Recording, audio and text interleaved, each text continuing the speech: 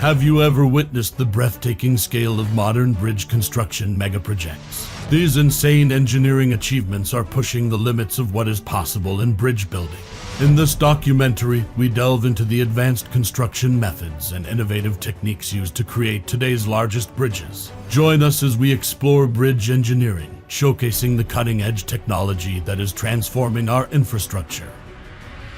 Let's move over to the Russky Bridge in Russia next. Spanning the eastern Bosphorus Strait, this bridge connects the Russky Island to the mainland city of Vladivostok.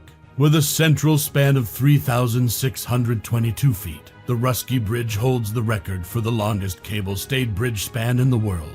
Its construction was a formidable challenge, given the harsh weather conditions and deep waters of the strait. The bridge's pylons rise to an impressive height of 1,053 feet, making them among the tallest bridge towers globally. The construction process was a massive undertaking, involving over 5,000 workers at its peak. These workers faced extreme weather conditions, including strong winds and freezing temperatures, which required the use of specialized construction techniques and materials. The bridge's deck, supported by 168 cables, was designed to withstand the dynamic forces of both traffic and natural elements, ensuring stability and safety. Each cable, made from high-strength steel, was meticulously anchored and tensioned to maintain the structural integrity of the bridge. One of the key engineering feats was the construction of the bridge's pylons. These towering structures were built using advanced slip-form techniques, allowing for continuous and rapid construction despite the challenging weather. The pylons were anchored deep into the seabed using massive concrete foundations, providing the necessary support for the bridge's immense span. Additionally, the use of high-performance concrete and corrosion-resistant materials ensured the bridge's durability in the harsh marine environment. The Russky Bridge also features state-of-the-art monitoring systems to continuously assess its structural health and detect any potential issues in real time. These systems are crucial for maintaining the bridge's integrity and ensuring the safety of the thousands of vehicles and passengers that use it daily. Beyond its engineering achievements, the Russky Bridge has significantly boosted the local economy by improving access to Russky Island, which hosts a major university and various research institutions. But what about the Puente Duran project, located in Spain? This iconic bridge, integral to the region's infrastructure, not only facilitates efficient transportation but also stands as a symbol of modern engineering. Constructed in 1978 and expanded significantly in recent years, the Puente Duran connects the city of Vigo with the Morrazo Peninsula, playing a critical role in the AP9 highway. The original bridge was designed by Italian engineer Fabrizio de Miranda, known for his expertise in long-span bridges. It stretches over 1.1 miles, making it one of the longest bridges in Spain.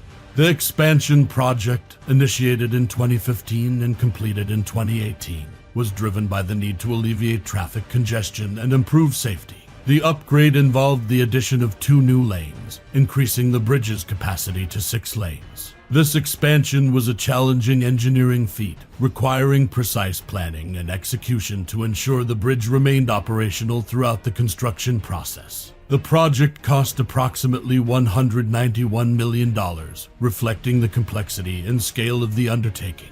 One of the standout features of the expansion was the use of innovative construction techniques, such as the installation of new decks alongside the existing structure without closing the bridge to traffic. This approach minimized disruption and showcased the ingenuity of modern bridge engineering. The Puente Duran serves as a vital link for the region's economy. By improving the connectivity between Vigo, one of Spain's busiest ports, and the surrounding areas, the bridge supports local industries, including shipbuilding, fishing, and tourism. We have to move over to the Samuel de Champlain Bridge next. Spanning majestically over the St. Lawrence River, the bridge connects the island of Montreal with the South Shore in Quebec. This stunning piece of architecture, which officially opened in June 2019, stands as one of the largest infrastructure projects in North America and a pivotal gateway for the millions who traverse this corridor each year. The bridge stretches an impressive 3.4 kilometers in length, with a signature cable-stayed portion that reaches a height of 170 meters above the river. Designed not just for vehicular traffic, The bridge also accommodates a dedicated transit lane that will eventually support the REM light rail system. Building the Samuel de Champlain Bridge was a monumental endeavor, with a budget exceeding $4.4 billion. This project was essential to replace the aging original Champlain Bridge, which was one of Canada's busiest, carrying over 50 million vehicles annually. The old bridge was facing structural deterioration, posing a significant risk and necessitating the construction of a new, more durable structure. More than 2,000 workers were involved in the construction, utilizing innovative construction methods and materials to ensure longevity and durability. The bridge features a superstructure made from 74,000 tons of steel and 150,000 cubic meters of concrete. The construction faced significant challenges, particularly in managing the logistics of building in a busy urban area while minimizing disruptions to the existing traffic flows on the old bridge. Besides that, innovative techniques were employed to monitor and mitigate environmental impacts throughout construction. Comparatively, the scale and complexity of the Samuel de Champlain Bridge can be likened to San Francisco's Golden Gate Bridge in terms of iconic status and engineering marvel, though each unique in their structural expressions and utility. It's time to travel to New York for the Bayonne Bridge raising project. This development is an extraordinary engineering feat located over the Kill-Van-Kull Strait, connecting Staten Island, New York, to Bayonne, New Jersey. This project was initiated to address the critical need for modern cargo ships to access the ports of Newark and Elizabeth, New Jersey, which are among the busiest on the eastern seaboard. The original bridge, completed in 1931, had a navigational clearance that was too low for the new generation of ultra-large container vessels introduced with the expansion of the Panama Canal. Completed in 2019, the project successfully raised the bridge's roadway from 151 feet to 215 feet above the water level, while also maintaining the iconic arch design. This adjustment made it possible for ships nearly twice the size of those previously accommodated to pass underneath, significantly increasing the operational capacity and efficiency of the port facilities. The project cost was approximately $1.7 billion, reflecting both its scale and complexity. One of the significant challenges was executing the work without disrupting the heavy vehicular traffic on the bridge, which necessitated innovative construction methods and careful scheduling. In terms of its engineering methodology, the project was notable for its use of the raise the roadway technique. This method involved building a new roadway above the existing one while traffic continued below, and then removing the lower roadway upon completion. Comparing the scale of the Bayonne Bridge project to other engineering projects, its new 215 feet clearance is high enough to accommodate an NFL football field standing on end. The Bayonne Bridge raising faced numerous challenges during its execution, including technical difficulties inherent in working with existing structures, the need to maintain stringent safety standards, and the unpredictable weather conditions over the strait. The project also had to navigate complex regulatory and environmental approvals, coordinating with multiple governmental bodies and community stakeholders to mitigate impacts on the surrounding areas. It's time to investigate the Goethals Bridge. This project is a significant architectural feat in the United States, linking Elizabeth, New Jersey to Staten Island, New York. The bridge was originally constructed in 1928 and underwent a massive rebuilding project that began in 2014 and concluded with the opening of its eastbound span in 2018. The total project cost was approximately $1.5 billion, highlighting its scope and the investment required to modernize critical infrastructure. Designed to replace an aging structure that could no longer efficiently handle modern traffic volumes, the new Goethals Bridge features twin spans, each supporting 3 lanes of traffic, additional shoulders, and a pedestrian and bike pathway that will be completed in a future project phase. One of the most notable methods used was the modular construction approach. Large segments of the bridge were prefabricated off-site and then transported to the location for assembly. This method not only sped up the construction process, but also minimized environmental impact and disruption to the existing traffic. The Goethals Bridge project was a technical challenge, involving the installation of 60 feet tall piers and the lifting of massive 900-ton segments into place. The bridge spans a total length of 1.4 miles, with each of the twin spans stretching approximately 900 feet in their longest span section, requiring precision engineering and construction expertise. One unique aspect of the Goethals Bridge is its focus on sustainability. The project included measures to protect the local marine environment and featured the extensive use of recycled materials. Moreover, the bridge's design incorporates energy-efficient LED lighting and has provisions for future smart transportation technologies. Making our way back to France, it's time to talk about the Millau Viaduct. Soaring to a height of 343 meters, it holds the title of the world's tallest cable-stayed bridge. The viaduct spans 2,460 meters with the longest single span reaching 342 meters and a deck width of 32 meters. It features 7 concrete piers, with the tallest pier standing at 245 meters high, which is more than twice the height of the Statue of Liberty from base to torch. The bridge was designed by the British architect Norman Foster and French structural engineer Michel Verlojux. The construction, completed in just 3 years and opened in 2004, aimed to alleviate summer traffic congestion on the route from Paris to Spain, which it has successfully done by shortening travel time by several hours during peak periods. The viaduct not only serves a practical transport function, connecting the Clermont-Ferrand to Béziers and Montpellier, but also acts as a tourist attraction in its own right. Approximately 20,000 vehicles cross the viaduct each day, and its construction has boosted local economies by increasing accessibility and reducing transportation costs. We're paying a visit to the Kishui River Bridge, officially completed and opened to the public in 2019. This architectural marvel spans the Kishui River in Guizhou province, seamlessly connecting the cities of Zhishui and Guilin. The bridge is part of a broader initiative to improve transportation links in the mountainous regions of southwest China, significantly reducing travel time between these cities from over an hour to just a few minutes. The Kishui River Bridge is noteworthy for its status as one of the highest bridges in the world. It rises approximately 304 meters above the river, with a total length of 1,280 meters, making it a significant achievement in China's bridge construction. The bridge's design follows a rigid frame type, with a span configuration that includes a large central span flanked by smaller approach spans, a design choice that optimizes both the structural integrity and the aesthetic appeal of the bridge. Construction of the Kishui River Bridge was a monumental task that required precise planning and execution. The project's total cost amounted to $236 million, a reflection of the extensive resources, labor, and materials invested into its realization.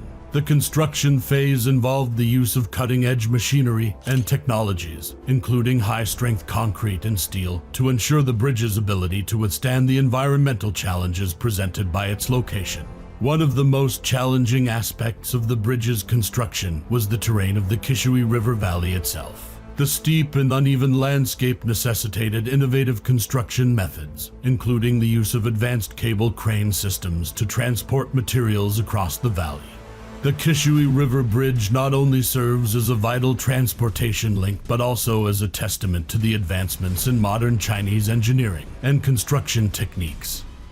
It's time to move over to the Yavuz Sultan Selim Bridge in Turkey. Completed in 2016, it's a remarkable feat of modern engineering that spans the Bosphorus Strait, linking Europe and Asia. This bridge, with a main span of 4,619 feet, is one of the longest and widest suspension bridges in the world. Its construction required overcoming numerous engineering challenges, particularly the need to withstand significant seismic activity and harsh weather conditions typical of the region. The bridge's towers soar to heights of 1,056 feet, making them among the tallest bridge towers globally. These towers support a massive deck that carries 8 lanes of traffic and 2 railway lines, facilitating both vehicular and rail transportation across the Bosphorus. The construction process of the Yavuz Sultan Selim Bridge involved the use of advanced engineering techniques and materials. Over 700,000 cubic meters of concrete and 150,000 tons of steel were used in the bridge's construction,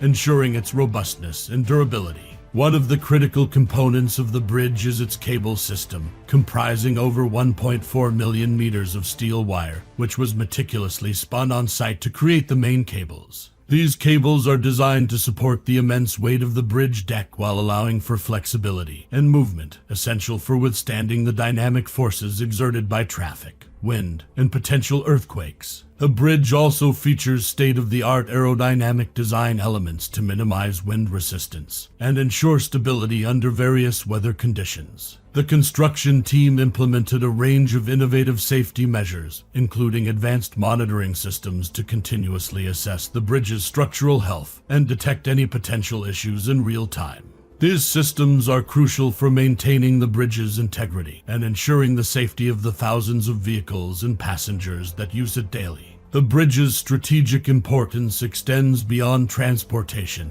as it also supports economic activities by facilitating the efficient movement of goods and people across a major international transit route. It's time to investigate the Sidu River Bridge, located in China. This suspension bridge spans an incredible 4,000 feet and is one of the highest bridges in the world, with a deck that towers 1,627 feet above the river below. The bridge connects the cities of Yasangyuan and Dazhaiping, dramatically improving transportation across this mountainous region. The construction of the Sidu River Bridge was a formidable challenge due to the extreme heights and the rugged terrain. The project involved over 2,000 workers who utilized advanced engineering techniques and faced considerable risks to complete the bridge. The bridge's main cables, each made up of 127 high-strength steel wires, were installed using a novel method that involved rocket technology to stretch the pilot lines across the vast gorge. This innovative approach allowed for precise placement and tensioning of the cables, ensuring the bridge's stability and structural integrity. One of the critical engineering achievements was the construction of the bridge's massive towers, which rise 295 feet above the bridge deck.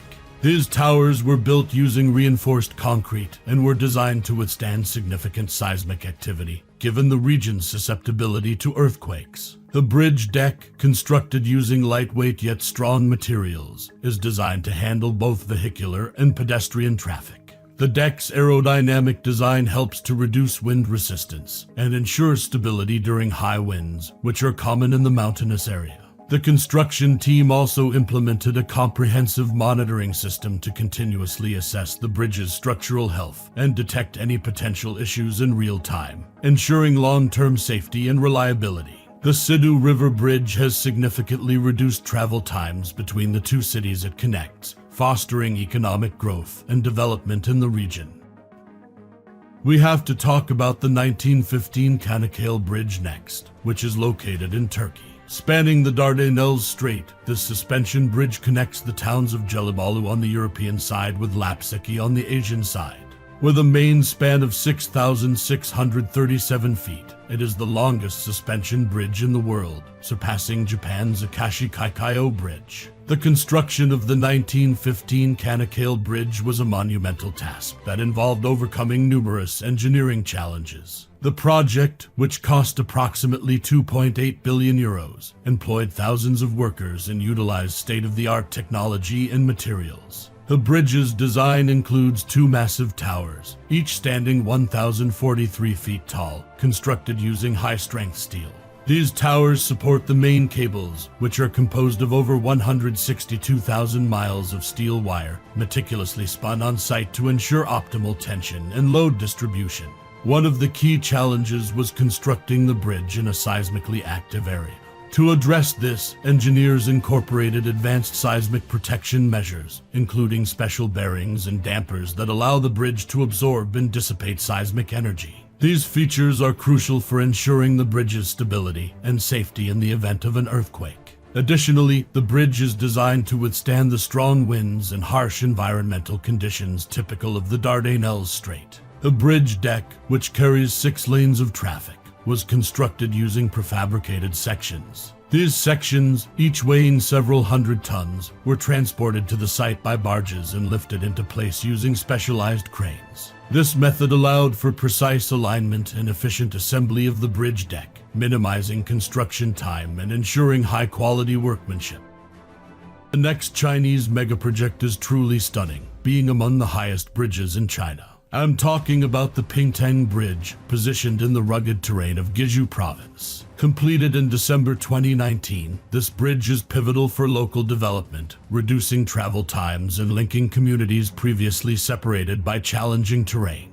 The bridge's design incorporates a hybrid approach, melding elements of both cable-stayed and suspension bridge technologies. This innovative strategy was chosen to address the unique challenges posed by the site, including high winds and the need for a long span without intermediate supports. The design features 3 main pylons, with the tallest standing at an impressive height of 332 meters. These pylons support the bridge deck with a series of stay cables, which are crucial for maintaining the structure's stability and distributing loads evenly. With a main span of 1092 meters and a total length of 2135 meters, the Pingtang Bridge is among the world's longest span bridges. It hangs approximately 332 meters above a river, making it one of the highest bridges globally. This engineering feat required a budget of approximately 1.5 billion yuan, or $215 million, reflecting the complexity and scale of the construction effort. Construction of the Pingtang Bridge was a logistical and engineering challenge. The remote location and difficult terrain necessitated innovative solutions for transportation and assembly of large structural components. The Chinese project team placed a strong emphasis on environmental conservation, implementing measures to minimize the bridge's impact on the surrounding ecosystem. Strategies included careful routing of the bridge to avoid ecologically sensitive areas and efforts to preserve the natural landscape. It's time to move to the Storebælt Bridge in Denmark, also known as the Great Belt Bridge. This bridge complex connects the islands of Zealand and Funen, significantly enhancing transportation and commerce in the region. The total length of the bridge system is approximately 11 miles, with the most impressive feature being the East Bridge, a suspension bridge with a main span of 5,328 feet, making it one of the longest suspension bridge spans in the world. Constructing the Storebælt Bridge was a complex task that involved overcoming numerous engineering and environmental challenges. The project required the efforts of over 8,000 workers and cost approximately $3 billion. The East Bridge's 2 massive pylons, standing at 833 feet tall, were constructed using high-strength concrete and were anchored deep into the seabed to provide stability against the strong winds and currents of the Great Belt Strait. One of the key engineering feats was the installation of the bridge's main cables, which are made up of 18,648 individual wires bundled together. These cables were meticulously spun on site and tensioned to support the enormous weight of the bridge deck, which carries both road and rail traffic. The deck itself is a marvel of modern engineering, designed to withstand the dynamic forces of wind, temperature changes, and the weight of heavy traffic. The West Bridge, a box girder bridge, spans nearly 4 miles and carries both road and rail traffic. It required the construction of large concrete piers, which were precast onshore and then transported to their final positions using specially designed barges. This method ensured precision placement and minimized disruption to the maritime traffic below. The Storebælt Bridge also includes a 5-mile-long tunnel, the world's second longest combined rail and road tunnel. This section was constructed using a combination of immersed tube and bored tunnel techniques, ensuring a safe and efficient route for vehicles and trains. Next up, it's time to travel to Turkey. The Osman Gazi Bridge, completed in 2016, is a critical component of the country's infrastructure. This suspension bridge spans the Gulf of Izmit, connecting the towns of Jebs and Yalova, and forms a vital part of the Istanbul-Izmir Highway. With a total length of 1.7 miles and a main span of 5,472 feet, it is one of the longest suspension bridges in the world. Constructing the Osman Gazi Bridge posed numerous engineering challenges, primarily due to its location over the seismically active Gulf of Izmit. To address these challenges, engineers employed state-of-the-art seismic protection measures, including the installation of special bearings and dampers that allow the bridge to absorb and dissipate seismic energy. These features are crucial for ensuring the bridge's stability and safety in the event of an earthquake. The bridge's design includes 2 massive towers, each rising 837 feet above sea level, constructed using high-strength steel and concrete. These towers support the main cables, which are composed of over 130,000 miles of steel wire, meticulously spun on site to ensure optimal tension and load distribution. The main cables are anchored deep into the bedrock on either side of the gulf, providing a stable foundation for the entire structure. One of the key construction techniques used was the erection of the bridge deck in prefabricated sections. These sections, each weighing several hundred tons, were transported to the site by barges and lifted into place using specialized cranes. This method allowed for precise alignment and efficient assembly of the bridge deck, minimizing construction time and ensuring high-quality workmanship. The Osman Gazi Bridge significantly reduces travel time between Istanbul and Izmir, cutting the journey from 8 hours to just over 3 hours. This improvement has had a profound impact on regional commerce and tourism, facilitating the efficient movement of goods and people. The bridge also enhances connectivity within Turkey's extensive transportation network, contributing to the country's economic development. Spanning the Hudson River in New York, the Governor Mario M. Cuomo Bridge is a stunning feat of engineering that has reshaped the transportation landscape between Rockland and Westchester counties. Completed in 2018, this impressive structure replaced the aging Tappan Zee Bridge. The project, named after the late New York governor, represents a monumental investment in infrastructure with a total cost of approximately $4 billion. Constructed over 5 years, the project faced numerous challenges, including maintaining traffic flow on the existing bridge while the new spans were being built parallel to it. The project utilized advanced construction techniques such as floating cranes, one of the largest in the world, known as the I-Lift New York Super Crane, which lifted and placed sections weighing up to 1,200 tons. The bridge stretches approximately 3 miles in length, with each of the twin spans measuring around 1,200 feet at their longest span. These spans are supported by 8 419-feet towers, which are angled outwardly, a design choice that not only provides structural efficiency, but also gives the bridge its visually striking profile. One of the unique aspects of the Cuomo Bridge is its accommodation for various transportation modes. It includes not only 8 traffic lanes, but also a shared use path for bicycles and pedestrians, featuring 6 scenic overlooks and art installations. In terms of materials, the bridge incorporates more than 220 million pounds of American-made steel and 300,000 cubic yards of concrete. To put the size of the project into perspective, the amount of cable used in the bridge's stay cables could stretch from New York City to Chicago if laid end-to-end. Special features of the bridge include its resilience to extreme weather conditions, designed to withstand the increasing frequency of severe weather events. It is built with corrosion-resistant steel and concrete to ensure a lifespan of over 100 years, significantly improving on the durability of its predecessor.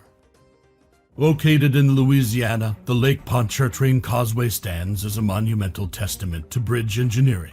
Stretching a staggering 24 miles across Lake Pontchartrain, this bridge holds the title of the longest continuous bridge over water in the world. The construction of the causeway began in 1955 and was completed in 1956, with a parallel span added in 1969 to accommodate the growing traffic.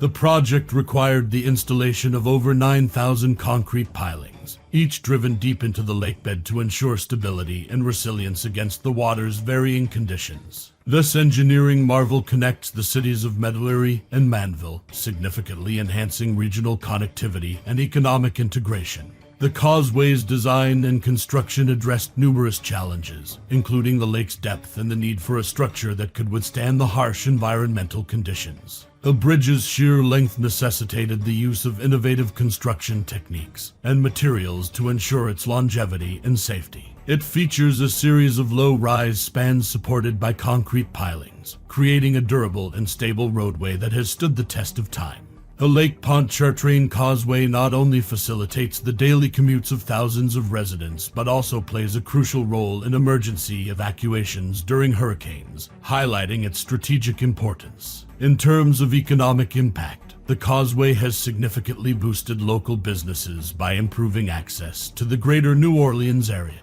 It has also become a vital route for freight transport, supporting the movement of goods across the region. The bridge's maintenance and operational management continue to be a priority, with regular inspections and upgrades to ensure its structural integrity.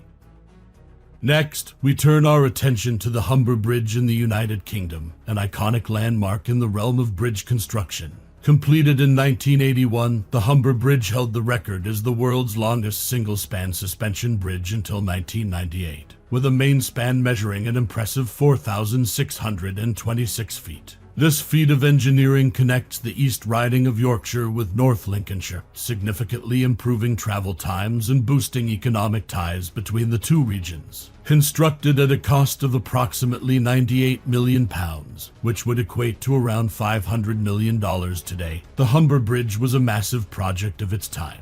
The design and construction of the Humber Bridge posed numerous challenges, not least of which was its location over the Humber estuary, known for its deep waters and strong tidal currents. The bridge's two massive towers, each rising 510 feet above the water, were constructed using a combination of reinforced concrete and steel, providing the necessary strength and stability to support the immense weight of the bridge deck. The main cables are each composed of 14,948 strands of high-tensile steel wire. One of the key construction techniques involved the use of floating caissons for the foundations, which were sunk into the estuary bed to provide a stable base for the towers. This method required precise engineering and careful coordination to ensure the caissons were placed accurately and securely. Additionally, the bridge was designed to allow for thermal expansion and contraction, as well as the dynamic loads imposed by traffic and wind. Today, the Humber Bridge remains a critical infrastructure component, carrying thousands of vehicles daily and serving as a vital link in the region's transportation network.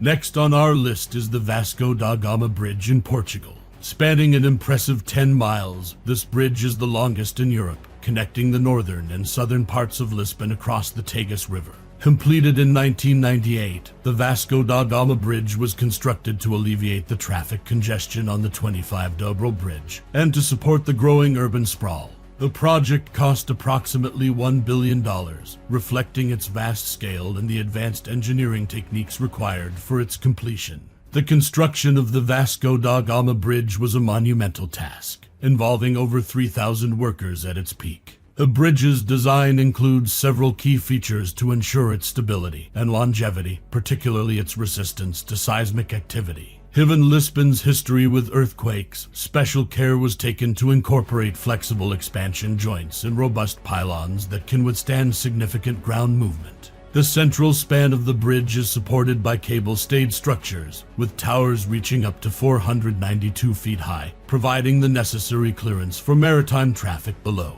One of the most challenging aspects of the construction was dealing with the varying depths and tidal conditions of the Tagus River. The bridge's foundations are anchored deep into the riverbed using steel and concrete piles, some of which extend more than 300 feet below the surface. This method ensures that the structure remains stable despite the dynamic water conditions. Additionally, the bridge features a series of viaducts and causeways designed to blend seamlessly into the surrounding landscape, minimizing the environmental impact. The bridge significantly reduces travel time between the northern and southern regions of the country, facilitating commerce and daily commutes for thousands of residents. It's time to talk about one of the most recognized landmarks in the world, the Sydney Harbour Bridge in Australia, completed in 1932. Spanning 1,650 feet across Sydney Harbour, this bridge connects the bustling central business district with the vibrant North Shore. Its design, characterized by a massive steel arch rising 440 feet above the harbour, earned it the nickname the Coat Hanger.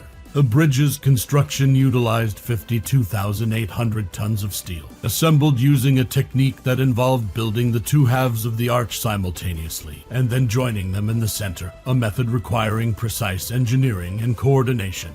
The construction was a colossal endeavor, involving over 1,400 workers at its peak. These workers faced perilous conditions, often working at dizzying heights without the safety standards that are common today. Despite these challenges, the project was completed on schedule thanks to rigorous planning and the application of cutting-edge engineering techniques of the era. The bridge's deck, supported by massive steel trusses, was designed to accommodate both vehicular and rail traffic, reflecting its essential role in Sydney's transportation network. One of the remarkable engineering achievements was the method used to erect the steel arch. Each half of the arch was built out from the pylons and gradually extended toward the center. When the two halves were complete, they were carefully aligned and connected, a process that required meticulous precision. This method not only showcased the engineering capabilities of the time, but also highlighted the daring nature of the construction process. In addition to the arch, the Sydney Harbour Bridge features 4 large granite-faced pylons, which, although not structurally necessary, add to the bridge's aesthetic appeal. These pylons also house various facilities, including lookout points that offer panoramic views of Sydney Harbour and the city skyline. Let's move to Denmark for the new Storstrøm Bridge, set to redefine the landscape of Scandinavian infrastructure. With a budget exceeding 700 million euros, this project represents a monumental investment in the country's transportation network, promising to streamline connectivity across the region. Currently under construction, the bridge spans a length of 4 kilometers, making it one of the longest in Scandinavia. Designed to cater to both rail and road traffic, the bridge features a dual-track railway capable of supporting speeds up to 200 kilometers per hour for trains, alongside a 2-lane road for vehicular traffic, including a pathway for pedestrians and cyclists, ensuring comprehensive accessibility and mobility. Scheduled for completion in 2024, this project is eagerly awaited by both local communities and international observers. Upon its inauguration, the new Storstrøm Bridge will stand as a symbol of Danish innovation and a pivotal link in Scandinavia's transportation network. It's time to go to Austria next for the Brenner Base tunnel. This colossal project, designed to streamline European freight and passenger traffic, is not just a tunnel, but a groundbreaking achievement set to transform transalpine transport. Upon its expected completion in 2032, it will earn the title of the world's longest railway tunnel, stretching an impressive 64 kilometers, or 40 miles beneath the rugged terrain of the Eastern Alps. The vision behind the Brenner Base tunnel is to provide a more efficient and environmentally friendly alternative for crossing one of Europe's most significant natural barriers, significantly reducing the travel time between Innsbruck, Austria, and Fortezza, Italy. The cost of this monumental undertaking is projected to be around 8.4 billion euros, a figure that underscores the scale and ambition of this cross-border initiative. With a construction saga that began in earnest in 2006, the project has required the mobilization of some of the most advanced tunneling technologies and machinery. The tunnel comprises 2 main tubes running parallel and connected by cross passages every 333 meters, ensuring safety and accessibility. While Europe has some impressive travel projects, what about the United States? Let's take a look at the Texas Central Railway, which is an ambitious high-speed rail project poised to revolutionize transportation between Dallas and Houston. With plans to cover the approximately 240 miles between them in just about 90 minutes, this rail line is a beacon of modern transit technology and efficiency. Inspired by the Shinkansen high-speed rail system in Japan, it is estimated to cost around $20 billion, reflecting its scale and the advanced technology it intends to deploy. As of the latest updates, the anticipated completion date for the Texas Central Railway hovers around the late 2022, although specific timelines have been subject to adjustments. This groundbreaking project promises to carry more than 13 million passengers annually upon reaching full operational capacity. Let's move over to the United States for the new River Gorge Bridge. Spanning 3,030 feet across the new River Gorge, this arch bridge boasts a main span of 1,700 feet, making it one of the longest single-span arch bridges in the world. The bridge sits 876 feet above the New River, offering breathtaking views and dramatically improving transportation in the region. The construction of the new River Gorge Bridge was a monumental task, requiring innovative solutions to the challenges posed by the gorge's rugged terrain and the river below. The design utilizes a steel arch chosen for its strength and ability to span long distances without the need for support piers in the river, which would have been difficult to construct and maintain. One of the most impressive aspects of the construction process was the method used to assemble the arch. Prefabricated sections were lifted into place using cables strung across the gorge. This method required precise engineering and coordination to ensure each section was correctly aligned and secured. The steel used in the bridge's construction was specially treated to withstand the area's environmental conditions, ensuring its durability and longevity. The bridge's deck, supported by the arch below, carries 4 lanes of traffic and has significantly reduced travel time between the region's communities. Before the bridge's construction, travelers had to navigate a treacherous 40-minute journey down narrow, winding roads to cross the gorge. The new River Gorge Bridge has cut this travel time to less than a minute, fostering economic development and improving access to the area's natural beauty. We move over to Canada next, where the Confederation Bridge is located. Connecting Prince Edward Island to New Brunswick, the bridge is a marvel of modern engineering, completed in 1997. This 8-mile-long structure is the world's longest bridge over ice-covered waters, revolutionizing access to and from the island. The construction of this impressive bridge was an ambitious project that involved overcoming numerous engineering challenges posed by the harsh marine environment of the Northumberland Strait. The construction process employed over 5,000 workers and cost around $1 billion Canadian dollars. The design consists of a series of 44 high-performance concrete piers, each spaced approximately 820 feet apart. These piers were constructed onshore in a specially designed dry dock and then floated out to their positions using a fleet of barges. This method allowed for precise placement and alignment, ensuring the stability of the bridge. One of the most notable challenges was constructing the piers to withstand the extreme forces exerted by ice flows, which can reach thicknesses of up to 3 feet in winter. To address this, the piers feature an ice shield that deflects ice downward, breaking it into smaller, less forceful pieces. This innovative design ensures the bridge remains intact even during the harshest winter conditions. The superstructure of the Confederation Bridge, made from post-tension concrete, was designed for durability and minimal maintenance. Post-tensioning involves inserting high-strength steel cables through ducts in the concrete and then tensioning them to compress the concrete, significantly enhancing its strength and durability. This technique was crucial for ensuring the bridge could withstand the region's severe weather and temperature fluctuations. The bridge deck, rising to a height of 197 feet at its highest point, allows for the passage of marine traffic.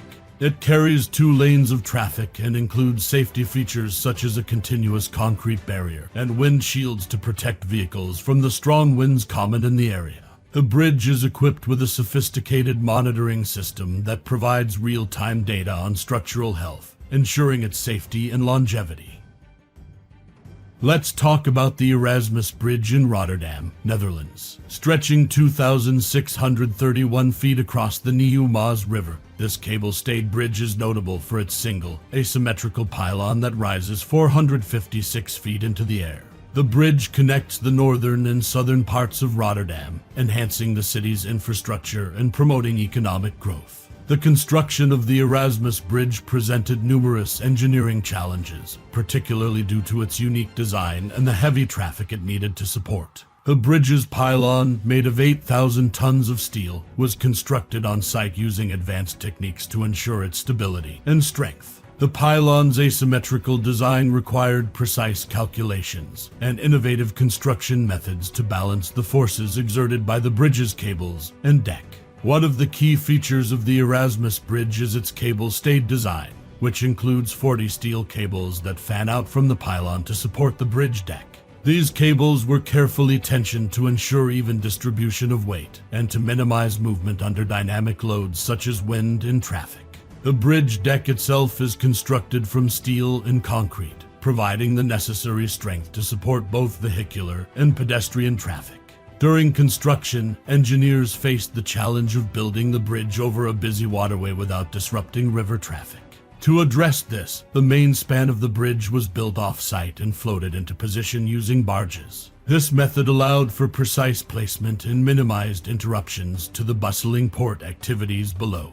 The Erasmus Bridge also incorporates a 300 feet bascule bridge section, which can be raised to allow larger ships to pass through. This section is one of the largest and heaviest bascule bridges in the world, with a counterweight system that ensures smooth and efficient operation. Since its completion, the Erasmus Bridge has become a vital artery for Rotterdam, significantly improving traffic flow and accessibility. Let's move over to the next mega-project. The Penang Second Bridge, officially named the Sultan Abdul Halim Muazzam Shah Bridge, is a remarkable feat of modern engineering in Malaysia. Opened to the public in 2014, this bridge stretches 15 miles across the Penang Strait, connecting Batu Kawan on the mainland to Batu Mon on Penang Island. As the longest bridge in Southeast Asia, it has significantly improved connectivity and economic activity in the region. The construction of the Penang Second Bridge was an ambitious project that took nearly 6 years to complete and cost $1.1 billion. The project involved thousands of workers and utilized advanced engineering techniques to overcome the challenges posed by the strait's deep waters and strong currents. The bridge's design features a dual carriageway with 2 lanes in each direction, supported by a series of precast concrete segments. These segments were produced onshore and transported to the construction site, where they were carefully positioned using specialized equipment. This method ensured high precision and quality control, vital for the bridge's durability and safety. One of the significant engineering challenges was constructing the main navigational span, which is 820 feet long and 100 feet high, allowing large vessels to pass beneath without obstruction. This span is supported by cable-stayed structures anchored to pylons rising from the seabed.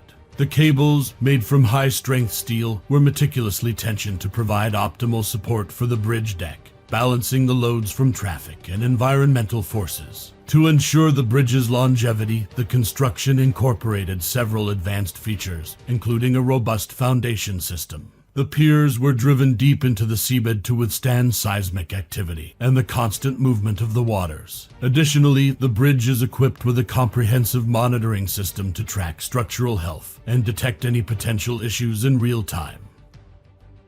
It's time to talk about the Rio Antirrio Bridge in Greece, officially known as the Charilaos Trikoupes Bridge. Completed in 2004, this cable-stayed bridge spans nearly 1.8 miles across the Gulf of Corinth, making it one of the longest multi-span cable-stayed bridges in the world. The bridge significantly improves connectivity and travel efficiency in the region, which previously relied on ferry services. Constructing the Rio Antirrio Bridge presented numerous engineering challenges, primarily due to the deep waters, strong seismic activity, and high winds in the Gulf of Corinth. The bridge's foundations were a critical aspect of the project, designed to withstand these harsh conditions. Each of the 4 main pylons is anchored to the seabed using a combination of gravity caissons and driven piles. These caissons were filled with concrete and gravel, providing a stable and resilient foundation capable of withstanding seismic forces and soil liquefaction. The bridge's pylons, rising 492 feet above the water, were constructed using high-strength concrete and designed to be flexible enough to absorb seismic shocks. This flexibility is essential in an earthquake-prone area, allowing the bridge to move slightly with the seismic waves rather than resisting them rigidly, which would risk structural damage. Additionally, the pylons are equipped with hydraulic dampers to further mitigate seismic impacts. The main span of the bridge is supported by 368 cables, arranged in a fan-like pattern that distribute the weight of the bridge deck evenly. These cables are made of high tensile steel and were carefully tensioned to ensure optimal load distribution. The bridge deck itself is constructed from pre-stressed concrete segments, which were cast onshore and then transported to the site for installation. This method allowed for high precision and quality control during construction. The Rio Antirrio Bridge also incorporates an innovative expansion joint system that accommodates thermal expansion and contraction, ensuring the bridge remains stable and functional across a range of temperatures. This system is crucial for maintaining the bridge's integrity over its lifespan, particularly in a region with significant temperature variations. Let's talk about the incredible Genoa Bridge in Italy. Officially known as the Genova San Giorgio Bridge, this project was initiated following the tragic collapse of the old Morandi Bridge in August 2018. Construction of the bridge commenced in April 2019 and was completed in just over a year, opening to traffic on August 3, 2020. This impressive timeline was achieved through the concerted efforts of approximately 1,000 workers who toiled around the clock. The project cost an estimated €202 million, reflecting the urgent need and the scale of the endeavor. The new bridge spans 1,067 meters in length, with a width of 31 meters. To put this into perspective, the length of the bridge is equivalent to nearly 11 football fields laid end to end. Its height varies, with the tallest piers standing at 45 meters, offering a majestic view over the Pulsever River. One of the key engineering challenges was the necessity to construct the bridge swiftly and safely, considering the urgency of replacing the collapsed structure that had severed a crucial transportation link in the region. The construction involved the use of advanced building techniques, such as prefabricated steel segments, which were assembled on site to accelerate the process. These segments were meticulously designed to fit together seamlessly, ensuring both structural integrity and aesthetic appeal. In terms of design, the bridge features a continuous steel deck supported by 14 reinforced concrete piers. Each pier is equipped with sensors and monitoring systems to ensure ongoing structural health and safety, a critical consideration given the tragic history associated with its predecessor. Sustainability was a key focus throughout the project. Let's embark on a journey to Norway to uncover the Nordo Vein project. Spanning over 13 miles, this monumental endeavor weaves together a series of tunnels, bridges, and causeways that traverse some of the most challenging terrain in the region. The project commenced in 2017, driven by the need to enhance connectivity and improve the lives of the island residents. At its heart lies the construction of 5 tunnels, the longest of which stretches for nearly 4 miles beneath the seabed. Complementing these tunnels are several grand bridges, including the iconic Lepsoy Bridge, which arches gracefully over the treacherous waters below. Each bridge is designed not only to withstand the harsh maritime climate, but also to blend seamlessly with the stunning natural surroundings, reflecting a harmonious balance between human achievement. The scale of Nordo Vein is underscored by its substantial financial commitment, with costs estimated at around $590 million. This investment reflects the project's importance to the region, promising significant economic and social benefits. Once completed, the road will drastically reduce travel times, transforming what was once a multi-hour ferry journey into a seamless drive of mere minutes. Building Nordo Vein presented formidable challenges. The construction teams had to contend with the relentless forces of nature, including unpredictable weather and the powerful currents of the Norwegian Sea. The project's impact extends far beyond mere connectivity. It is set to revitalize the local economy, providing easier access for businesses and boosting tourism. The improved infrastructure will attract new opportunities and investments, fostering growth and development in these previously isolated communities. Let's explore the Pont de Normandie in France, a marvel of modern engineering that elegantly spans the Seine River, connecting the cities of Le Havre and Honfleur. This iconic bridge, completed in 1995, stands as one of the longest cable-stayed bridges in the world. The Pont de Normandie stretches an impressive 7,032 feet, or approximately 1.33 miles. Its most striking feature is its central span, which measures 2,808 feet, supported by 2 soaring pylons that rise 656 feet above the Seine.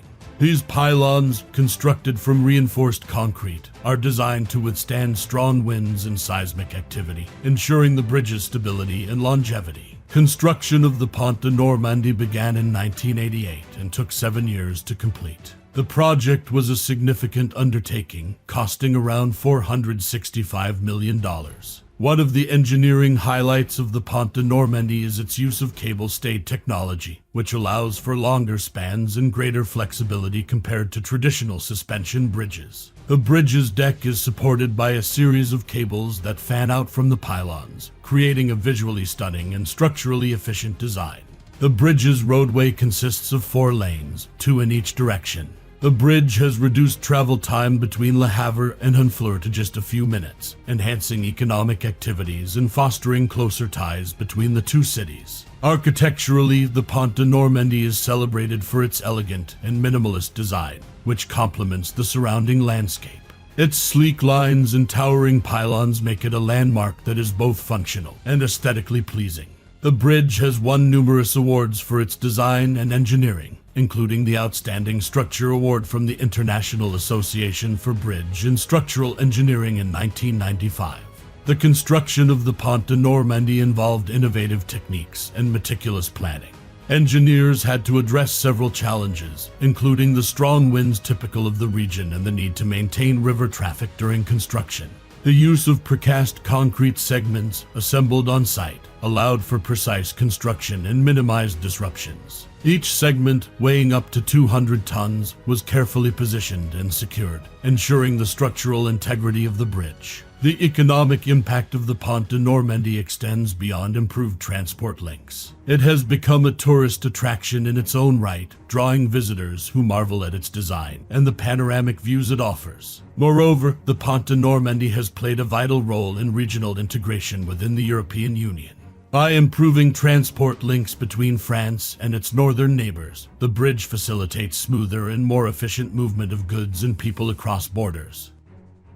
It's time to turn our attention to Norway and uncover the impressive Hålogaland Bridge. Completed in December 2018, this remarkable structure spans the stunning Rombaksfjord near Narvik. The Hålogaland Bridge stretches an impressive 5,381 feet. The main span alone measures 4,255 feet, making it the longest suspension bridge span in Norway and the seventh longest in Europe. The height of the bridge towers reaches an awe-inspiring 607 feet, providing the necessary support for the expansive span over the fjord. Construction of the bridge began in 2013, with a total investment of around $400 million. Prior to the bridge's completion, the journey around the fjord required a lengthy detour, adding an extra 21 miles to the trip. With the bridge in place, travel distance is cut by nearly 18 miles, saving approximately 20 minutes for drivers. The bridge was designed to withstand the harsh Arctic climate, including strong winds, heavy snowfall, and freezing temperatures. Engineers employed advanced materials and construction techniques to ensure the bridge's durability and safety. The cables supporting the bridge are made from high-strength steel, capable of bearing enormous loads while maintaining flexibility. Welcome to the Portman Bridge, a towering marvel that stitches the sky over the Fraser River in British Columbia. Stretching over 10 lanes, the bridge spans an impressive 65 meters in width, which is almost as wide as two Olympic-sized swimming pools laid side by side. At its completion in 2012, it claimed the title of the longest cable-stayed bridge in North America, with a main span reaching 470 meters. The project wasn't just about setting up concrete and steel. It involved a meticulously orchestrated ballet of high-stakes engineering and logistics. Over 4,000 workers, each playing a pivotal role, from welding to the precision placement of the 288 cables that support the massive span. These cables, if laid end-to-end, would stretch over 45 kilometers. The bridge was built to replace an older 5-lane bridge, addressing both the growing traffic needs and improving safety. The old bridge was frequently a choke point, snarling traffic and causing headaches for commuters. This new architectural giant not only doubled the number of lanes, but was designed to stand up to seismic events, a critical feature in the earthquake-prone Pacific Rim. But like any massive project, the Portman Bridge faced its share of challenges. Construction took place in a busy urban area, requiring intricate planning to minimize disruptions. Moreover, the project faced environmental concerns, particularly with its impact on the Fraser River's delicate ecosystem. Innovative solutions were applied, such as extensive water monitoring and careful timing of construction phases to protect local wildlife, especially the salmon runs. The cost of the bridge itself was a hefty $3.3 billion, part of a larger $2.46 billion highway improvement project, making it one of the most expensive infrastructure undertakings in Canada. In comparison to other megaprojects around the world, the Portman Bridge is a standout for its width and its advanced cable-stayed design, a technique also used in the famous Millau Viaduct in France, albeit on a grander scale. Let's travel over to the next project, called the Evergreen Line. When the Evergreen Line opened its doors to the public in December 2016, it wasn't just unveiling a new set of tracks. It was laying down 11 kilometers of advanced rapid transit that now serves as a critical spine, connecting over 70,000 passengers daily. This $1.43 billion project showcases the sheer scale and ambition of modern infrastructure endeavors, employing state-of-the-art construction methods and technology. Constructing the Evergreen Line involved laying enough track to stretch across about 100 football fields placed end to end.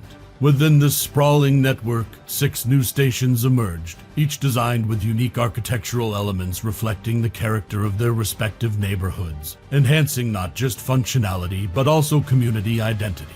The construction of this project was a monumental task involving more than 8,000 workers who came together to tackle a variety of complex challenges. One of the most significant feats was the boring of a 2-kilometer tunnel beneath Burnaby Mountain, a technical marvel in itself. This tunnel, crucial for connecting the two ends of the line, required one of the largest earth pressure balanced tunnel boring machines used in North America. The machine, nicknamed Alice, represents the spirit of innovation and determination that fueled this project. Dealing with the diverse terrain of the region, from dense urban areas to the delicate ecosystems surrounding the mountain, posed its own set of challenges. Engineers and planners meticulously designed the route and construction phases to minimize environmental impact, which included preserving the local creeks and surrounding green spaces. It's time to move over to the next mega project. Welcome to the Vimy Memorial Bridge, an engineering marvel stretching gracefully over the Rideau River in Ottawa, Ontario. This bridge was opened to the public in 2014, embodying a blend of historical significance and modern engineering. Diving into the details, the bridge spans an impressive 125 meters with a width of 42 meters. Its construction was a sophisticated operation involving the precise placement of enormous precast concrete girders, each carefully lifted by a 100-ton crane. This method not only ensured the structural integrity but also highlighted the advanced techniques used in its design.